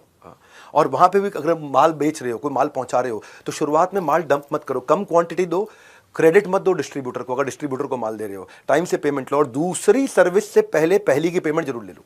ये रूल बना लो अपनी लाइफ में। ये नहीं कि दूसरी पे वो बोल रहा पिछली की दूंगा, आप दूसरा भी भेज दो माल। तो हमेशा सेकंड सप्लाई पे फर्स्ट की पेमेंट ले लो। एक सप्लाई लेट कर दे चल जाएगा, लेकिन अगर 2, 3, 4 सप्लाई लेट होने लगी है तो पैसा मरने के चांसेस बढ़ जाते हैं। अपनी क्रेडिट लिमिट, जिसको भी माल दे रहे हो, सर्विस दे रहे हो, जो भी दे रहे हो, प्रोडक्ट दे रहे हो, उसके साथ क्रेडिट लिमिट डिसाइड करके चलो पहले से ही। आपको शुरुआत में डेप्थ बिल्ड करनी है, विड्थ नहीं। मैं पूरे देश में बेचूंगा, पूरी दुनिया में बेचूंगा नहीं। शुरू में एक मार्केट को जीतना है। जब उस मार्केट में आपका मार्केट शेयर बढ़ गया, 10, 20, 30% हो रहा है, तब आप अगले मार्केट में मूव करो। तब पहली मार्केट के अंदर पूरी विजिबिलिटी बना लो। वहां पे आपके पास में डिस्ट्रीब्यूशन चैनल आपके साथ लॉयल हो जाए, वहां के लोग आपके साथ लॉयल हो जाए, वहां का कस्टमर आपके साथ लॉयल हो जाए।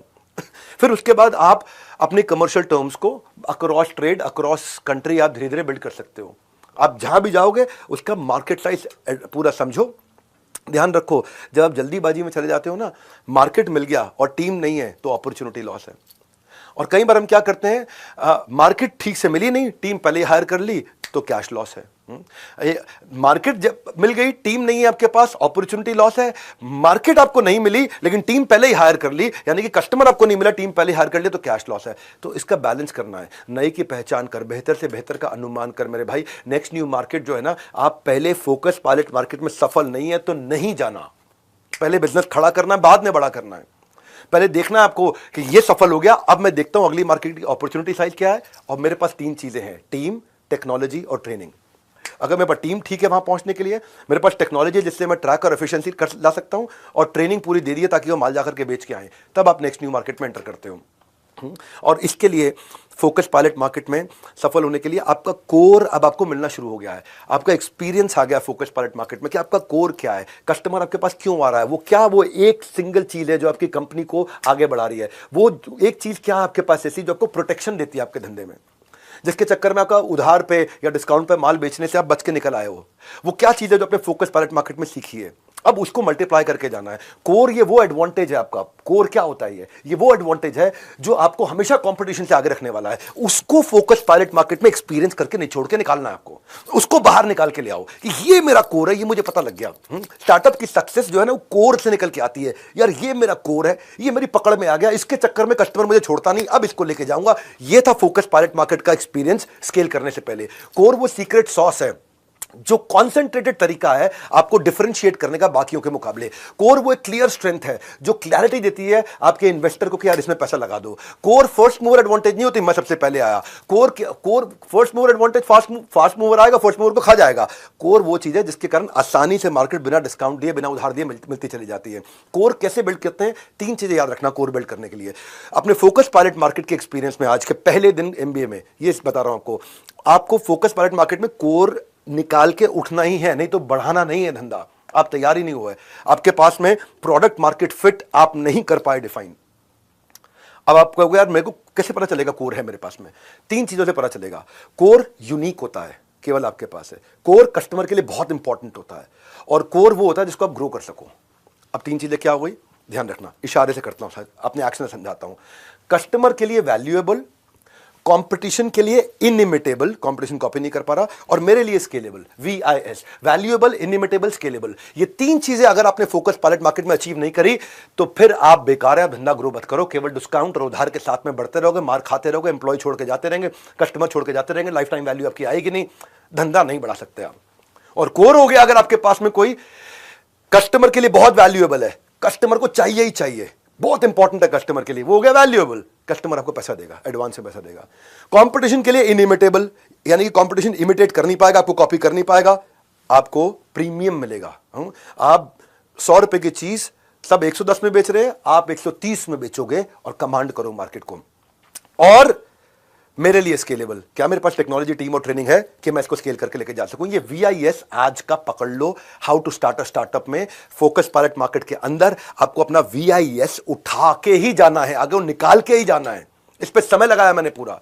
माइक्रोसॉफ्ट के लिए इंटेलेक्चुअल प्रॉपर्टी प्रोटेक्शन VIS है, फार्मा इंडस्ट्री में पेटेंट और लाइसेंसिंग उसका VIS होता है, valuable, inimitable, scalable. Unilever, Hindustan Unilever या पेप्सी, उनका डिस्ट्रीब्यूशन नेटवर्क है VIS उनके लिए, वैल्यूएबल, इनइमिटेबल और स्केलेबल। Xiaomi फ्लिपकार्ट के साथ एक्सक्लूसिव राइट देता था। तो आपके पास क्या कोई प्रोप्राइटरी टेक्नोलॉजी है, वो आपका VIS हो सकता है। अगर ब्रांड इक्विटी है, वो आपका VIS हो। आपकी excellent customer service, Domino's 30 minute में पिज्जा घर पे दे रहा है, या एप्पल है, लॉयल्टी बियॉन्ड लॉजिक, इतना लॉयल हो गया कस्टमर। तो आपके पतंजलि के पास नेशनल सेंटिमेंट है, आपके पास क्या वो ऐसा कोर क्या था आपका?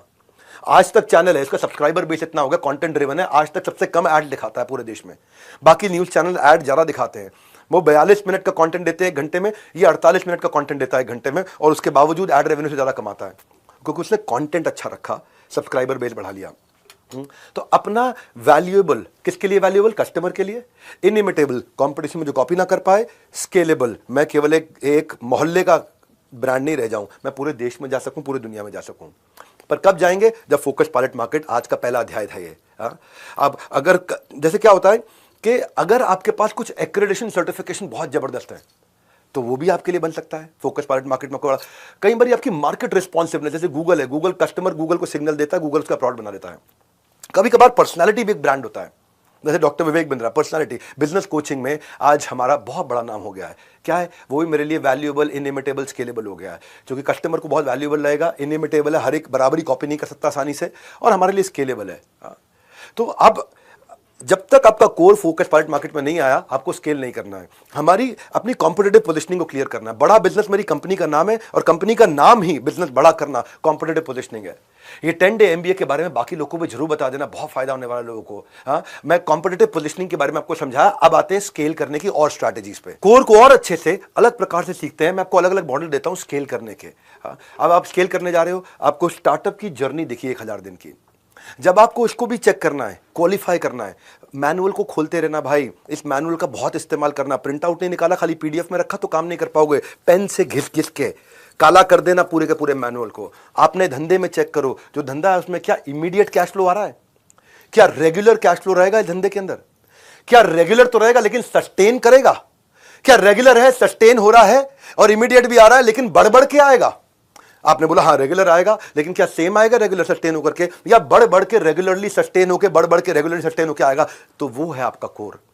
और फाइनली, क्या इसमें मुझे बैठना पड़ेगा? क्या मुझे गल्ले पे बैठना पड़ेगा? मेरे गल्ले पे बैठे बिना काम हो जाएगा? अगर गले पे बैठे बिना काम हो जाएगा तो स्केलेबल है। हाँ, ये है वैल्यूएबल, इनिमिटेबल, स्केलेबल। अब इसके लिए जब आपको स्केल करना हो ना, तो याद रखना आइडियल एमबीए। आइडियल का मतलब क्या होता है? Management by absence. एमबीए का मतलब क्या है यहाँ पे? Management by absence. आप नहीं हो, गल्ले पे नहीं बैठे, गल्ला छोड़ो कैंपेन, आपका गल्ला छोड़वाऊंगा मैं। बिना गल्ले पे बैठे धंधा कैसे किया जाए? आई मतलब इंटीग्रेशन। हाँ, एक आदमी 3 का काम करे, इंटीग्रेट करो काम। डी मतलब डेलीगेशन, सारा काम खुद नहीं करना, जो आपका 60, 70, 80% भी आपकी क्वालिटी का कर दो, उसको डेलीगेट कर दो। ई का मतलब एलिमिनेशन, जिस काम को करके बहुत ज्यादा वैल्यू नहीं मिल रही है आपकी कंपनी में, उस काम को डिलीट करना शुरू करो। ए मतलब ऑटोमेशन। जब आप टेक्नोलॉजी ले आते हो तो टेक्नोलॉजी 10, 20, 30 लोगों का काम अकेला कर सकता है, सॉफ्टवेयर 50 लोगों का, 100 लोगों का काम कर सकता है। और एल मतलब लिबरेशन। लिबरेशन का मतलब आउटसोर्स करना सीखो, जो आपसे अच्छा कर सकता है और आपसे कम खर्चे पे कर देगा उसको करने दो। तब आप स्केल करने की तरफ आगे बढ़ोगे। आपका क्रिटिकल रिपीटेबल बन जाएगा। जो क्रिटिकल काम होता था वो रिपीटेबल कैसे बन सकता है? यानी कि आपकी एब्सेंस में कोई और भी काम उसी क्रिटिकल काम को रिपीटेबल तरीके से अपने आप कर दे, आपकी वहां जरूरत ना पड़े।